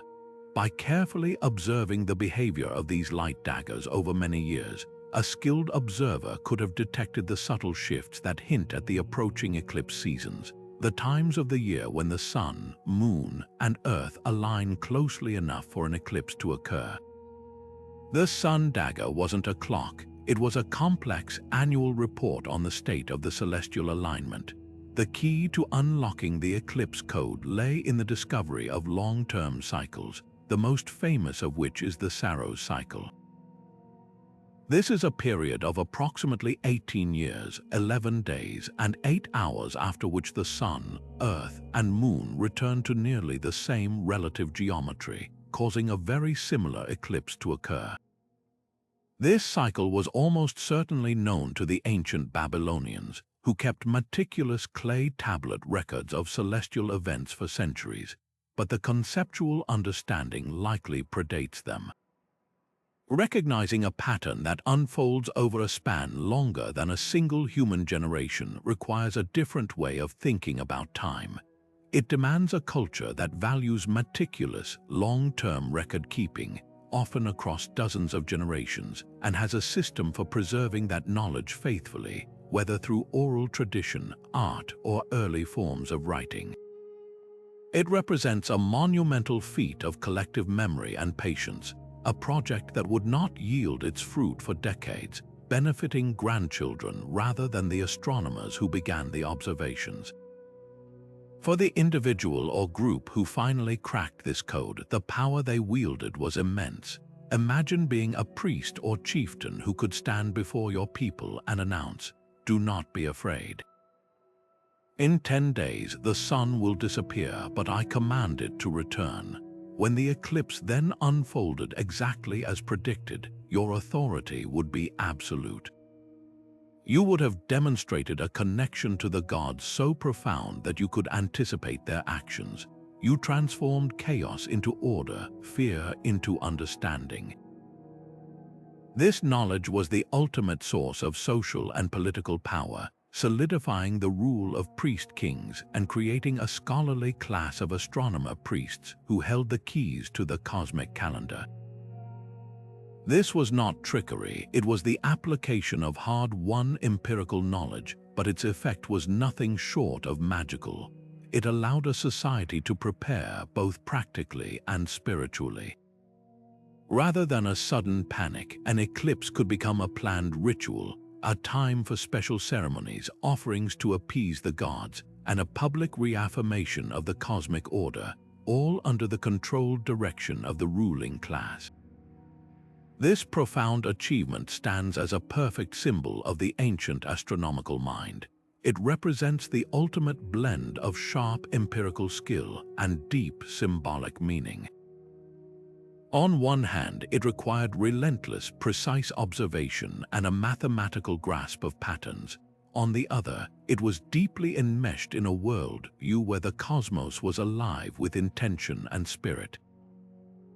The eclipse was both a calculable astronomical event and a powerful spiritual metaphor for the eternal struggle between light and dark, order and chaos, life and death.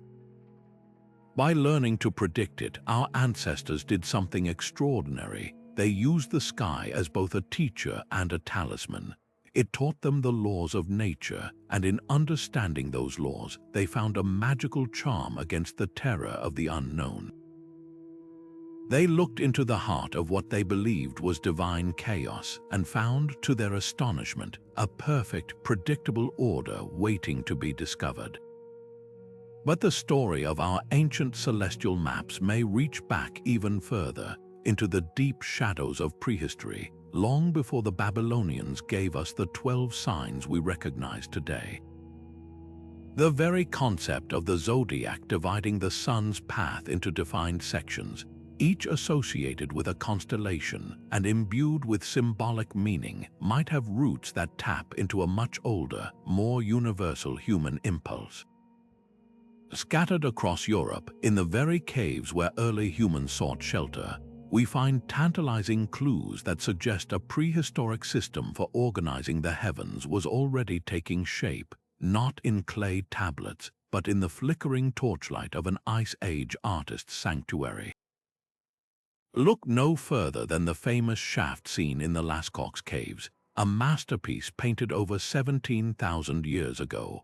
Amidst the stunning depictions of a charging aurochs and a wounded man, we see a most curious collection of dots above the back of the great beast. To the modern, astronomically literate eye, this pattern bears a striking resemblance to the cluster of stars we know as the Pleiades. positioned right next to a larger, more sprawling set of dots that seems to outline the constellation of Taurus, the bull. The association is almost too perfect to ignore a powerful, dying bull on the wall with the celestial bull painted directly above it. This is not mere decoration. It feels like a direct statement, a deliberate pairing of a terrestrial event with its cosmic counterpart. It suggests that these early artists were not just painting what they saw in their world, but also what they saw in their sky, and they understood a profound connection between the two. They were creating a narrative, a story where the hunt, life, death, and the eternal stars were all part of one continuous, meaningful whole. This idea of a shared celestial vocabulary, transmitted across dozens of millennia through an unbroken chain of oral tradition, is both awe-inspiring and difficult to prove, yet the evidence is compelling in its persistence. Consider the megalithic tomb of Newgrange, built thousands of years after Lascaux. Its entrance stone is covered in beautiful, intricate spiral carvings. While their meaning is lost to us, some researchers see in these triple spirals a representation of the same Pleiades cluster, a symbol so important it endured from the deep caves of France to the great tombs of Ireland, carried by the slow migration of peoples and their stories. This implies a cultural memory of the sky that was passed down through song, ritual, and art for hundreds of generations. The constellations weren't just random patterns, they were the recurring characters in the oldest stories ever told, their identities and meanings preserved in a vast, informal, prehistoric library of the mind. What drove this profound need to categorize and humanize the vast, impersonal void above? The Zodiac, in all its forms, represents humanity's attempt to bring order to the cosmos. By dividing the seemingly chaotic spray of stars into recognizable patterns, an archer, a pair of twins, a charging ram, our ancestors were creating a manageable celestial map. This map had immense practical value. For navigators, it provided fixed points of reference. For farmers, it offered a reliable, star-based calendar.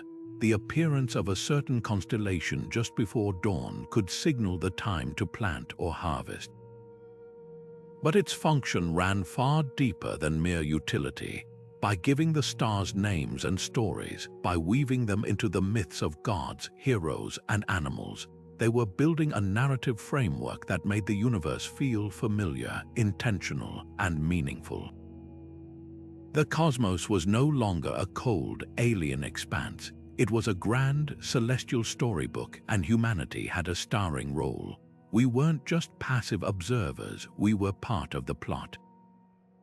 This possible prehistoric origin of the Zodiac's core concepts fundamentally reframes how we see our ancient ancestors. It casts them not merely as the first scientists, patiently recording data for survival, but as the original myth-makers. They were brilliant synthesizers who blended sharp empirical observation with a powerful poetic imagination. They looked at the same stars we do and saw not just balls of plasma, but the great bull, the mighty hunter, the seven sisters. They connected the dots, both literally and figuratively, to create a cosmology that explained their world and their place within it. Their legacy is not just in the alignments of their stones, but in the very stories we still tell about the stars today, stories that may have first been whispered in the dark, sacred spaces of a cave 17,000 years ago. But the experience of these ancient rituals was never meant to be a silent film.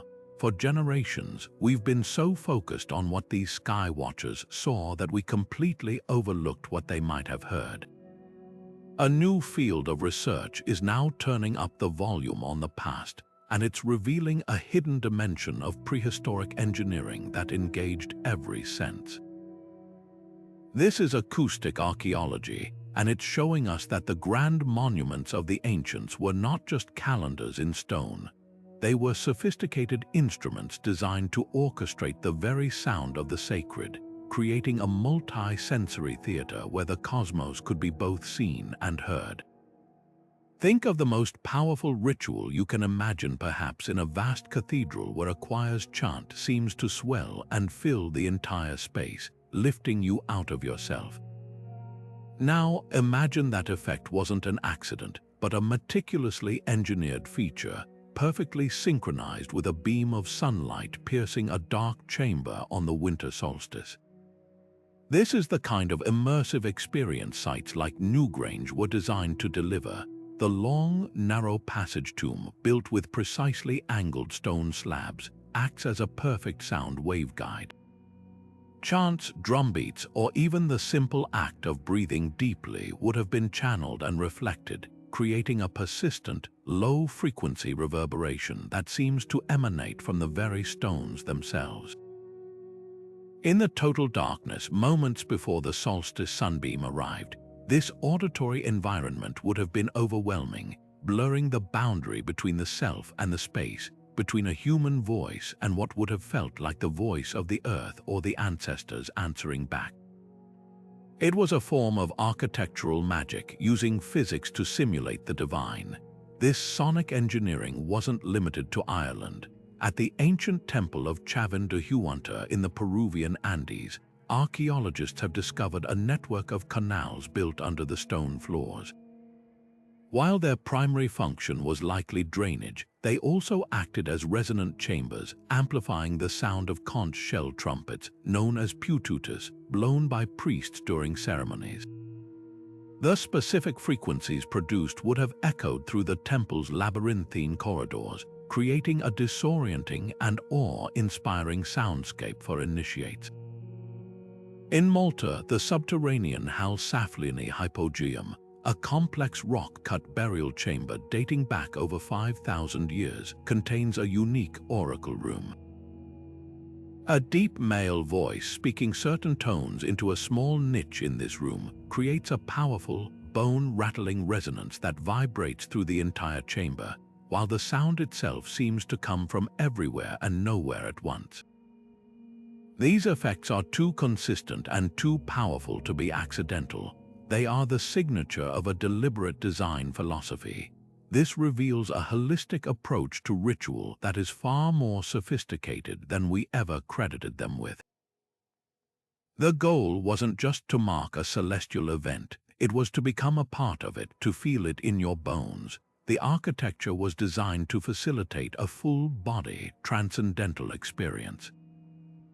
The visual spectacle of the sun's light bisecting a dark chamber would have been paired with a thunderous, resonant chant that vibrated through the floor and into your chest. The smell of burning herbs, the feel of cold stone, the taste of ritual foods, every sense was engaged to create a state of heightened awareness and spiritual receptivity. In this context, the celestial alignment was the trigger for a much larger psychological and sensory event. The stones were not just a clock, they were the stage, the special effects department, and the orchestra pit for a cosmic drama performed for a participatory audience. Ultimately, this changes our entire perception of prehistoric ingenuity. It shows that their understanding of the natural world extended beyond the visual patterns of the sky into the invisible physics of sound. They were masters of their environment, manipulating not only light and shadow but also acoustics to create controlled, transformative experiences. Their achievements speak to a deep intuition about how sound can alter human consciousness and foster a sense of communal connection and spiritual awe. They built theaters for the sky, where the drama of the solstice or the eclipse was amplified by a breathtaking soundtrack of their own design, proving that their connection to the cosmos was a full-bodied, resonant, and truly immersive conversation.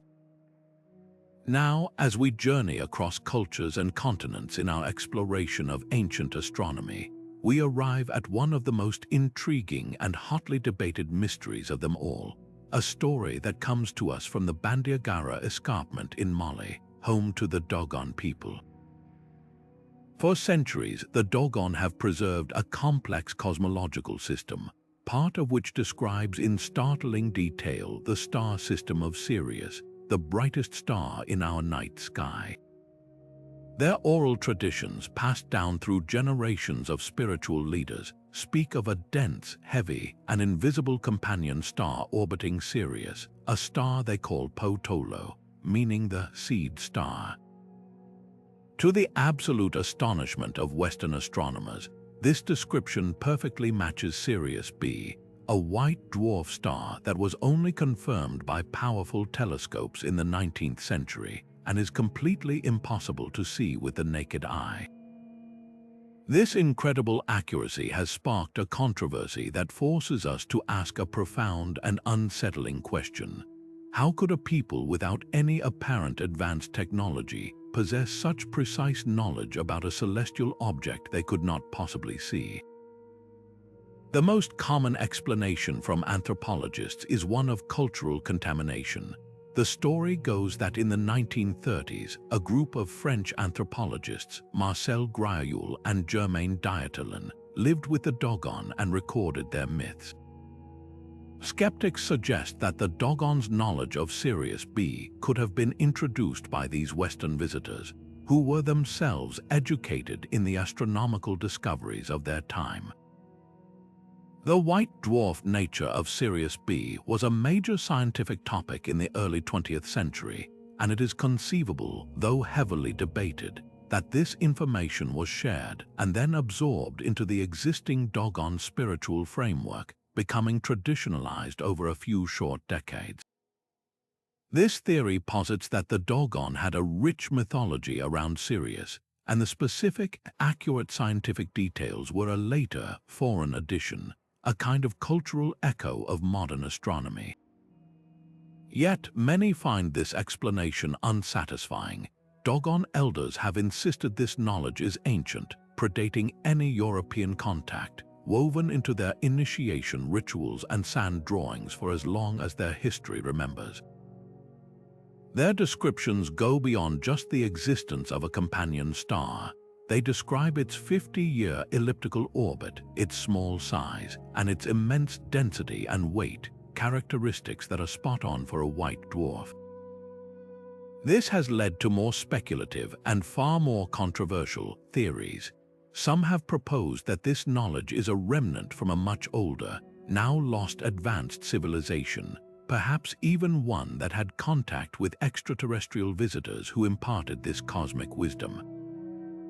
While these ideas capture the public imagination, most scholars dismiss them as unfounded and, more problematically, as a form of modern myth-making that ultimately diminishes the Dogon people's own intellectual achievements by attributing their knowledge to an outside, otherworldly source.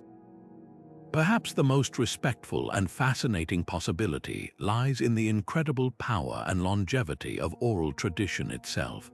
We in the modern world, surrounded by the written word and digital storage, often underestimate the capacity of a rigorously maintained oral system to preserve complex information across centuries, even millennia. Knowledge in cultures like the Dogons is not casually told around a campfire. It is a sacred trust encoded into precise ritual language, song, dance, and symbolic art. It is taught through years of rigorous apprenticeship to a select few who are tasked with preserving it without error. It is entirely plausible that generations of incredibly attentive naked eye observers, perhaps using a system of landmarks on the horizon to track the subtle wobble of Sirius itself, a wobble caused by the gravitational tug of its invisible companion, could have deduced the existence of a second body. This empirical observation, refined over hundreds of years, could then have been encoded into a rich mythological narrative to ensure its survival, a common practice worldwide. The Dogon case doesn't necessarily require aliens or lost super civilizations. It may simply be a stunning testament to human patience, observation, and the sophisticated technology of memory. It stands as a powerful reminder that there are ways of knowing the world that are different from our own, and that the history of science may be far deeper and far more diverse than our textbooks have yet to acknowledge. Now consider a timescale that dwarfs human civilization itself, a celestial rhythm so slow and grand that it unfolds over 26,000 years. This is the Great Year, the breathtakingly long cycle created by the slow, wobbling rotation of the Earth's axis, a phenomenon known as precession. Picture a spinning top as it begins to slow down, its axis tracing a slow, lazy circle in the air. Our planet does the very same thing, completing one full wobble every 26 millennia. This means that the entire celestial North Pole, the point around which all the stars in the northern sky appear to rotate, is itself slowly drifting through the constellations. The star we know as Polaris, our current North Star, is only a temporary guide. 2,000 years ago, the North Pole was closer to the star Kocheb. And 5,000 years ago, around the time the Great Pyramid of Giza was being built, the pole star was not Polaris at all, but a faint star in the constellation of Draco called Thuban, or Alpha Draconis. This is where the theories become truly mind-expanding. Some researchers, like the author Graham Hancock, have pointed out that the narrow southern shafts inside the Great Pyramid, which were long thought to be for ventilation, are precisely angled. One of these shafts is aligned directly toward the spot where the star Thuban would have been at its highest point in the sky around 2500 BCE.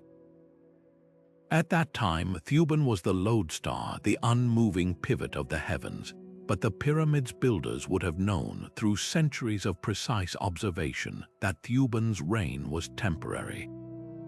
Their alignment on this star at that specific moment in the Great Year's vast turn could be seen as a deliberate time capsule, a way of permanently stamping the date of the pyramid's construction into its very geometry, using the slow clock of precession as their reference. This idea suggests a perspective on time that is almost unimaginable to our modern minds, which often struggles to plan beyond the next election cycle or quarterly report. To deliberately encode a monument with information about a celestial cycle that takes 26,000 years to complete is to think in terms of epochs. It implies that these ancient engineers were not just building for their own generation, or even for their children's children. They were building for a future so distant that languages would be forgotten, empires would rise and crumble to dust, and the very sky above would be unrecognizable. They were placing a message in a bottle and casting it into the river of time, trusting that the enduring stone would outlast the shifting stars themselves. This wasn't mere architecture, it was an act of cosmic communication across millennia. This long-term vision challenges the very core of how we view ancient societies. It paints a picture of a culture with a deep, abiding sense of its place within a vast, ordered universe. Their sacred sites were not just aligned with the sky as it appeared in their day, but were perhaps designed to track its slow, majestic dance across the ages. This work would have required the patient accumulation of knowledge over hundreds of years, with each generation of astronomer priests adding their observations to a growing oral or symbolic tradition, understanding that they were contributing to a project whose full purpose would only be revealed over thousands of years. It represents a surrender of the ego, our understanding that an individual's life is a single, brief note in a symphony that plays for millennia. Embracing this possibility invites us to reconsider our own relationship with time and legacy. In a world obsessed with the immediate and the disposable, the forgotten engineers of the sky offer a radical alternative, a model of patience, foresight, and profound responsibility toward the future. They urge us to lift our gaze from the fleeting concerns of the present and to consider what it truly means to build for eternity. What are we creating today that will still speak with meaning to those who come after us, not in a decade but in 1,000 years? Their stone sentinels, still standing after ages of change, challenge us to weave our own efforts into the grand, turning tapestry of the cosmos, to build with a wisdom that honors both the past and the future in one timeless, enduring act. What's truly remarkable is that this celestial conversation wasn't confined to one continent or culture. If you were to draw a line connecting the world's most significant ancient astronomical sites, you would trace a web that spans the entire globe, linking places as distant and different as the windswept Orkney Islands of Scotland and the lush volcanic islands of Samoa. In the Orkneys, the stones of Stenness form a perfect circle aligned with the solstices, while on the other side of the world, the Polynesian star compass and the massive stone platforms, or mari, of Samoa and Tonga were used to navigate the vast Pacific by the stars. These cultures were separated by thousands of miles of ocean and millennia of history, yet they arrived at a strikingly similar conclusion: to build massive, enduring structures that captured the precise movements of the heavens. This isn't a coincidence, it's a pattern that speaks to something fundamental about the human experience.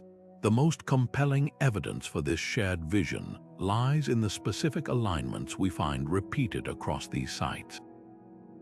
Consider the Mnajdra Temple on the Maltese island of Malta, a complex of stone chambers built over 5,000 years ago. On the spring and autumn equinoxes, the first rays of the sun pierce the main doorway and illuminate a specific stone slab deep within the central chamber. Now travel over 1,800 miles northwest to Salisbury Plain in England. At Stonehenge, during those same equinoxes, the sun rises directly over the heel stone, perfectly framed within the monument's central arena. Two different cultures, two different architectural styles, yet both engineered their sacred spaces to mark the 2 days of the year when day and night are of equal length. This parallel suggests a universal human recognition of balance and renewal, a moment in the solar year so significant that it demanded celebration and monumental commemoration, whether you were a Maltese farmer or a British herdsman. So how do we explain this remarkable convergence of ideas? Scholars have long debated two primary possibilities. The first is independent innovation, the idea that different human groups, faced with the same fundamental needs to track time, navigate, and understand their place in the universe, independently developed similar solutions. After all, the sun, moon, and stars are the most reliable natural clocks available. The drive to predict seasons for agriculture or to find meaning in the cosmos is a universal human impulse. It's entirely plausible that separate cultures, using careful observation and trial and error, could have independently discovered that certain stones, when placed in specific relationships, could capture these celestial events. This theory celebrates the innate ingenuity of humanity, showing that the spark of scientific inquiry can ignite in multiple places at once without any need for contact. The second, and perhaps more tantalizing, possibility is that of a lost network of exchange. While we often think of the ancient world as a collection of isolated pockets of humanity, evidence is mounting that suggests otherwise. The discovery of materials like Baltic amber in Mycenaean graves and Mesopotamian beads in ancient British burial sites proves that trade routes, however long and arduous, connected vastly distant cultures thousands of years ago. Ideas are the lightest and most portable cargo of all. It is not difficult to imagine an intrepid trader or a traveling shaman sharing stories around a campfire, describing a great stone circle in his homeland that captured the sun's light on the longest day of the year.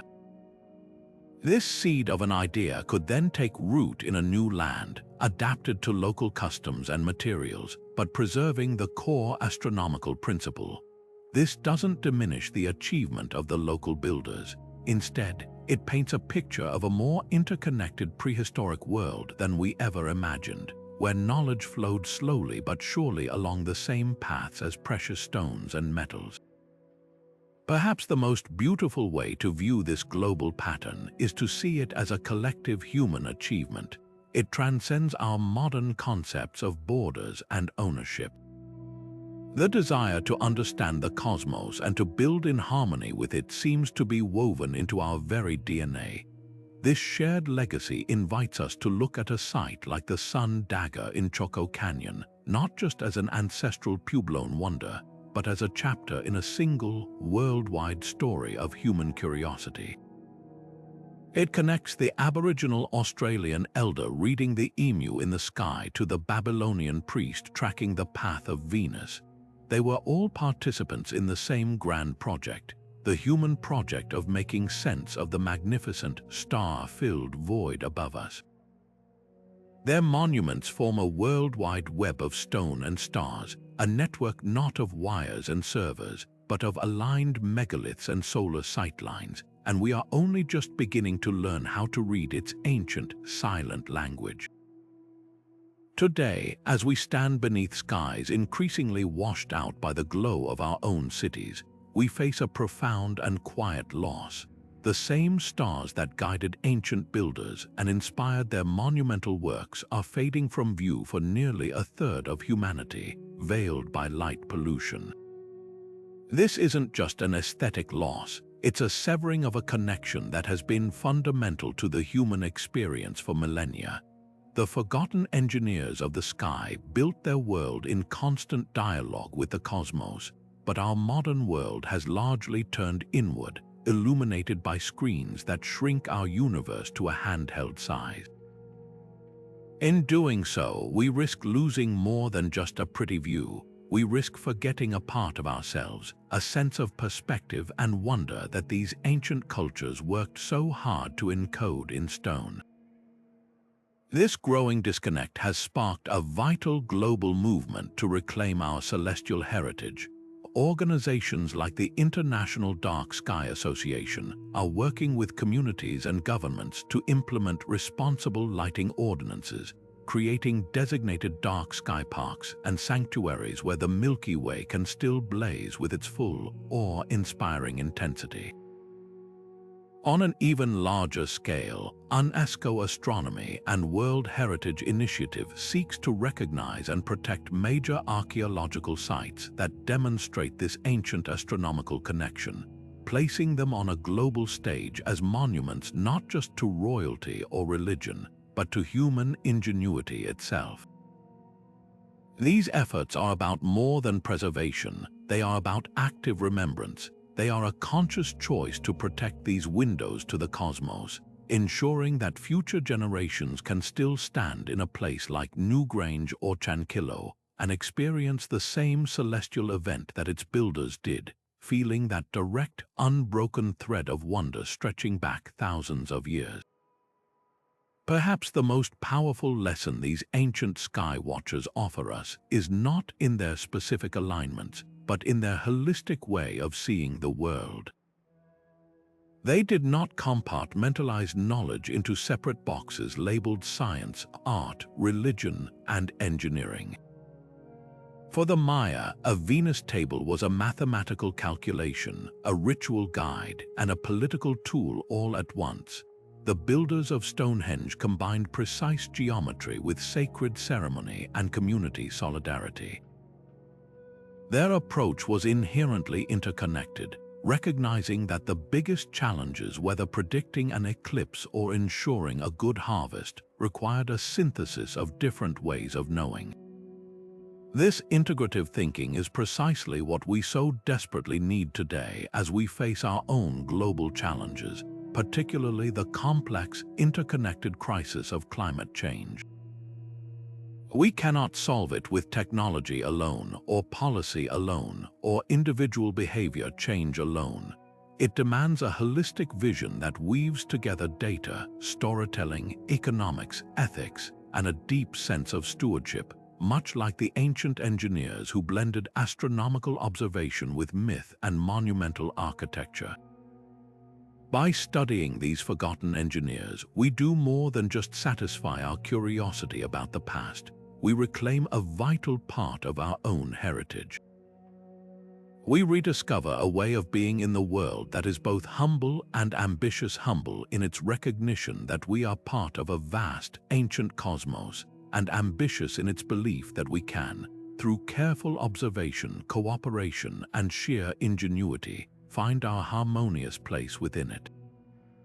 Their legacy is a call to action, urging us to lift our gaze from the narrow concerns of the present and to start building a future that, like their most enduring stones, is aligned not with short-term gains, but with the long-term rhythms of the earth and the sky. They remind us that the ultimate engineering project is not to conquer nature, but to learn how to listen to it, and in doing so, to build a world that thrives in balance with the cosmic order from which we came. It's a compelling and tantalizing idea, isn't it? The notion that the incredible precision of ancient monuments could be the work of visitors from another world. This narrative has captured the modern imagination, fueled by countless books, documentaries, and blockbuster films that present extraterrestrials as the only plausible architects of these marvels. But while this story is undeniably entertaining, it carries a subtle and deeply troubling implication that our own ancestors, the very people from whom we descend, were simply incapable of such genius on their own. This myth, though often presented as a celebration of the mysterious, is in reality a profound dismissal of human ingenuity, creativity, and the sheer, patient power of accumulated knowledge passed down through hundreds of generations. When we actually examine the evidence on the ground, a far more inspiring and human story emerges, one built not on alien technology but on simple, elegant tools and relentless observation. Take the humble gnomon, for instance, nothing more than a stick placed upright in the ground. By carefully tracking the length and direction of its shadow throughout the day and across the seasons, an ancient astronomer could determine true north with remarkable accuracy, map the sun's changing path, and pinpoint the exact dates of the solstices and equinoxes. This simple tool is the foundation of all solar astronomy, or consider the concept of a sighting line. At a place like Chancillo, all it required was a fixed observation point and a distant, natural horizon feature.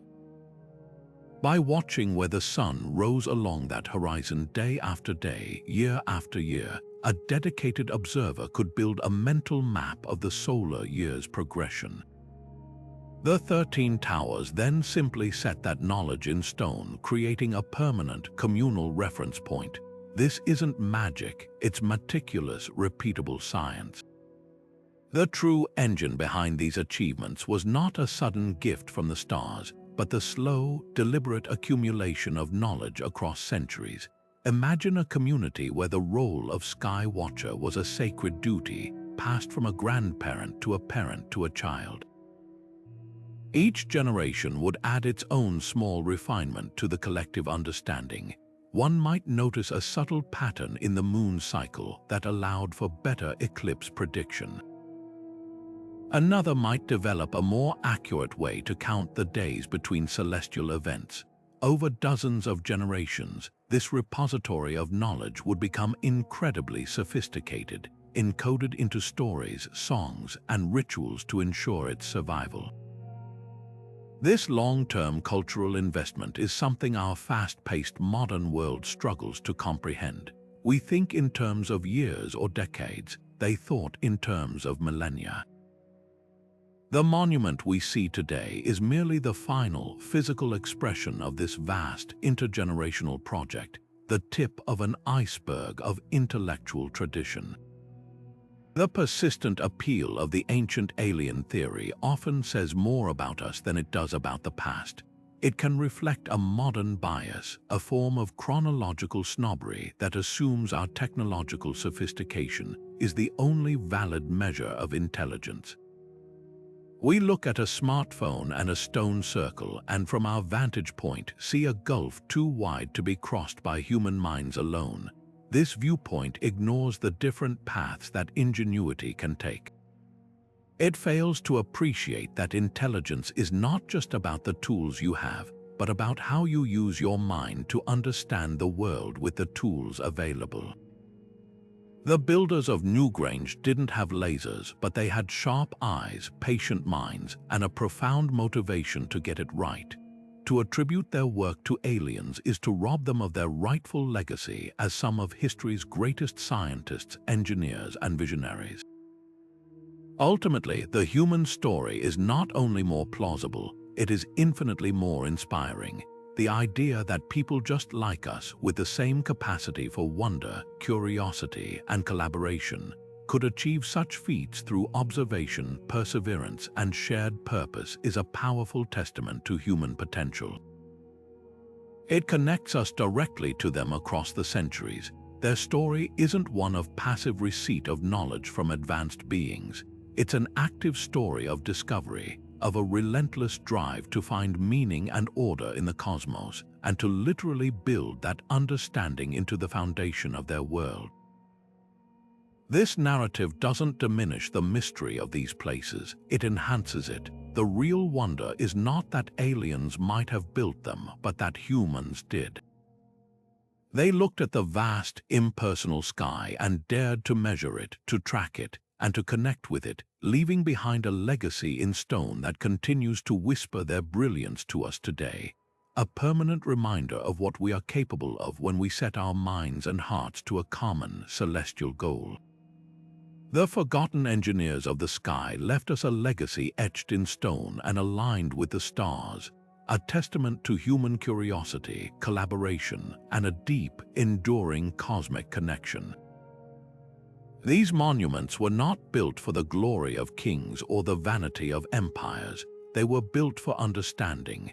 They stand as silent, patient bridges between the earthly and the heavenly, between the fleeting moment of a human life and the seemingly eternal dance of the cosmos. The builders looked up at the same vast, star-filled expanse that we do today, but they saw something more, a grand, intelligible pattern, a cosmic order that they could not only witness but actively participate in through their astonishing feats of engineering. As we navigate our own modern challenges, from climate change to social division to the dizzying pace of technological change, their example offers a powerful and timeless inspiration. They teach us to look upward beyond the narrow confines of our immediate concerns and to seek the larger patterns that govern our world. They remind us of the profound power of collaboration, showing that the greatest achievements are rarely the work of a single genius but of entire communities and cultures working toward a common, transcendent goal across generations. Their long-term vision, planning for centuries and even millennia ahead, stands in stark contrast to our often short-sighted thinking, urging us to build not just for our own time, but for the future we wish to leave behind. Most importantly, their stories reconnect us with a fundamental sense of wonder. In a world increasingly illuminated by the cold, blue light of screens, they call us to step outside, to look up at the unpolluted night sky, and to feel that ancient, humbling awe. They remind us that we are part of a vast, beautiful, and mysterious universe, and that within us lies the same capacity for great wonder, profound wisdom, and breathtaking ingenuity that moved those massive stones into perfect alignment with the heavens. This legacy is not locked in the past. It is a living invitation to continue their work, to keep asking the big questions, and to find our own ways of building bridges between the human spirit and the boundless cosmos. Thank you for joining me on this incredible journey through time and space. If these stories of the forgotten engineers resonated with you, I'd love to hear your thoughts in the comments below. What sight or story amazed you the most? And if you want to keep exploring history's greatest mysteries with me, please subscribe and hit that notification bell so you never miss an adventure. Until next time, keep looking up.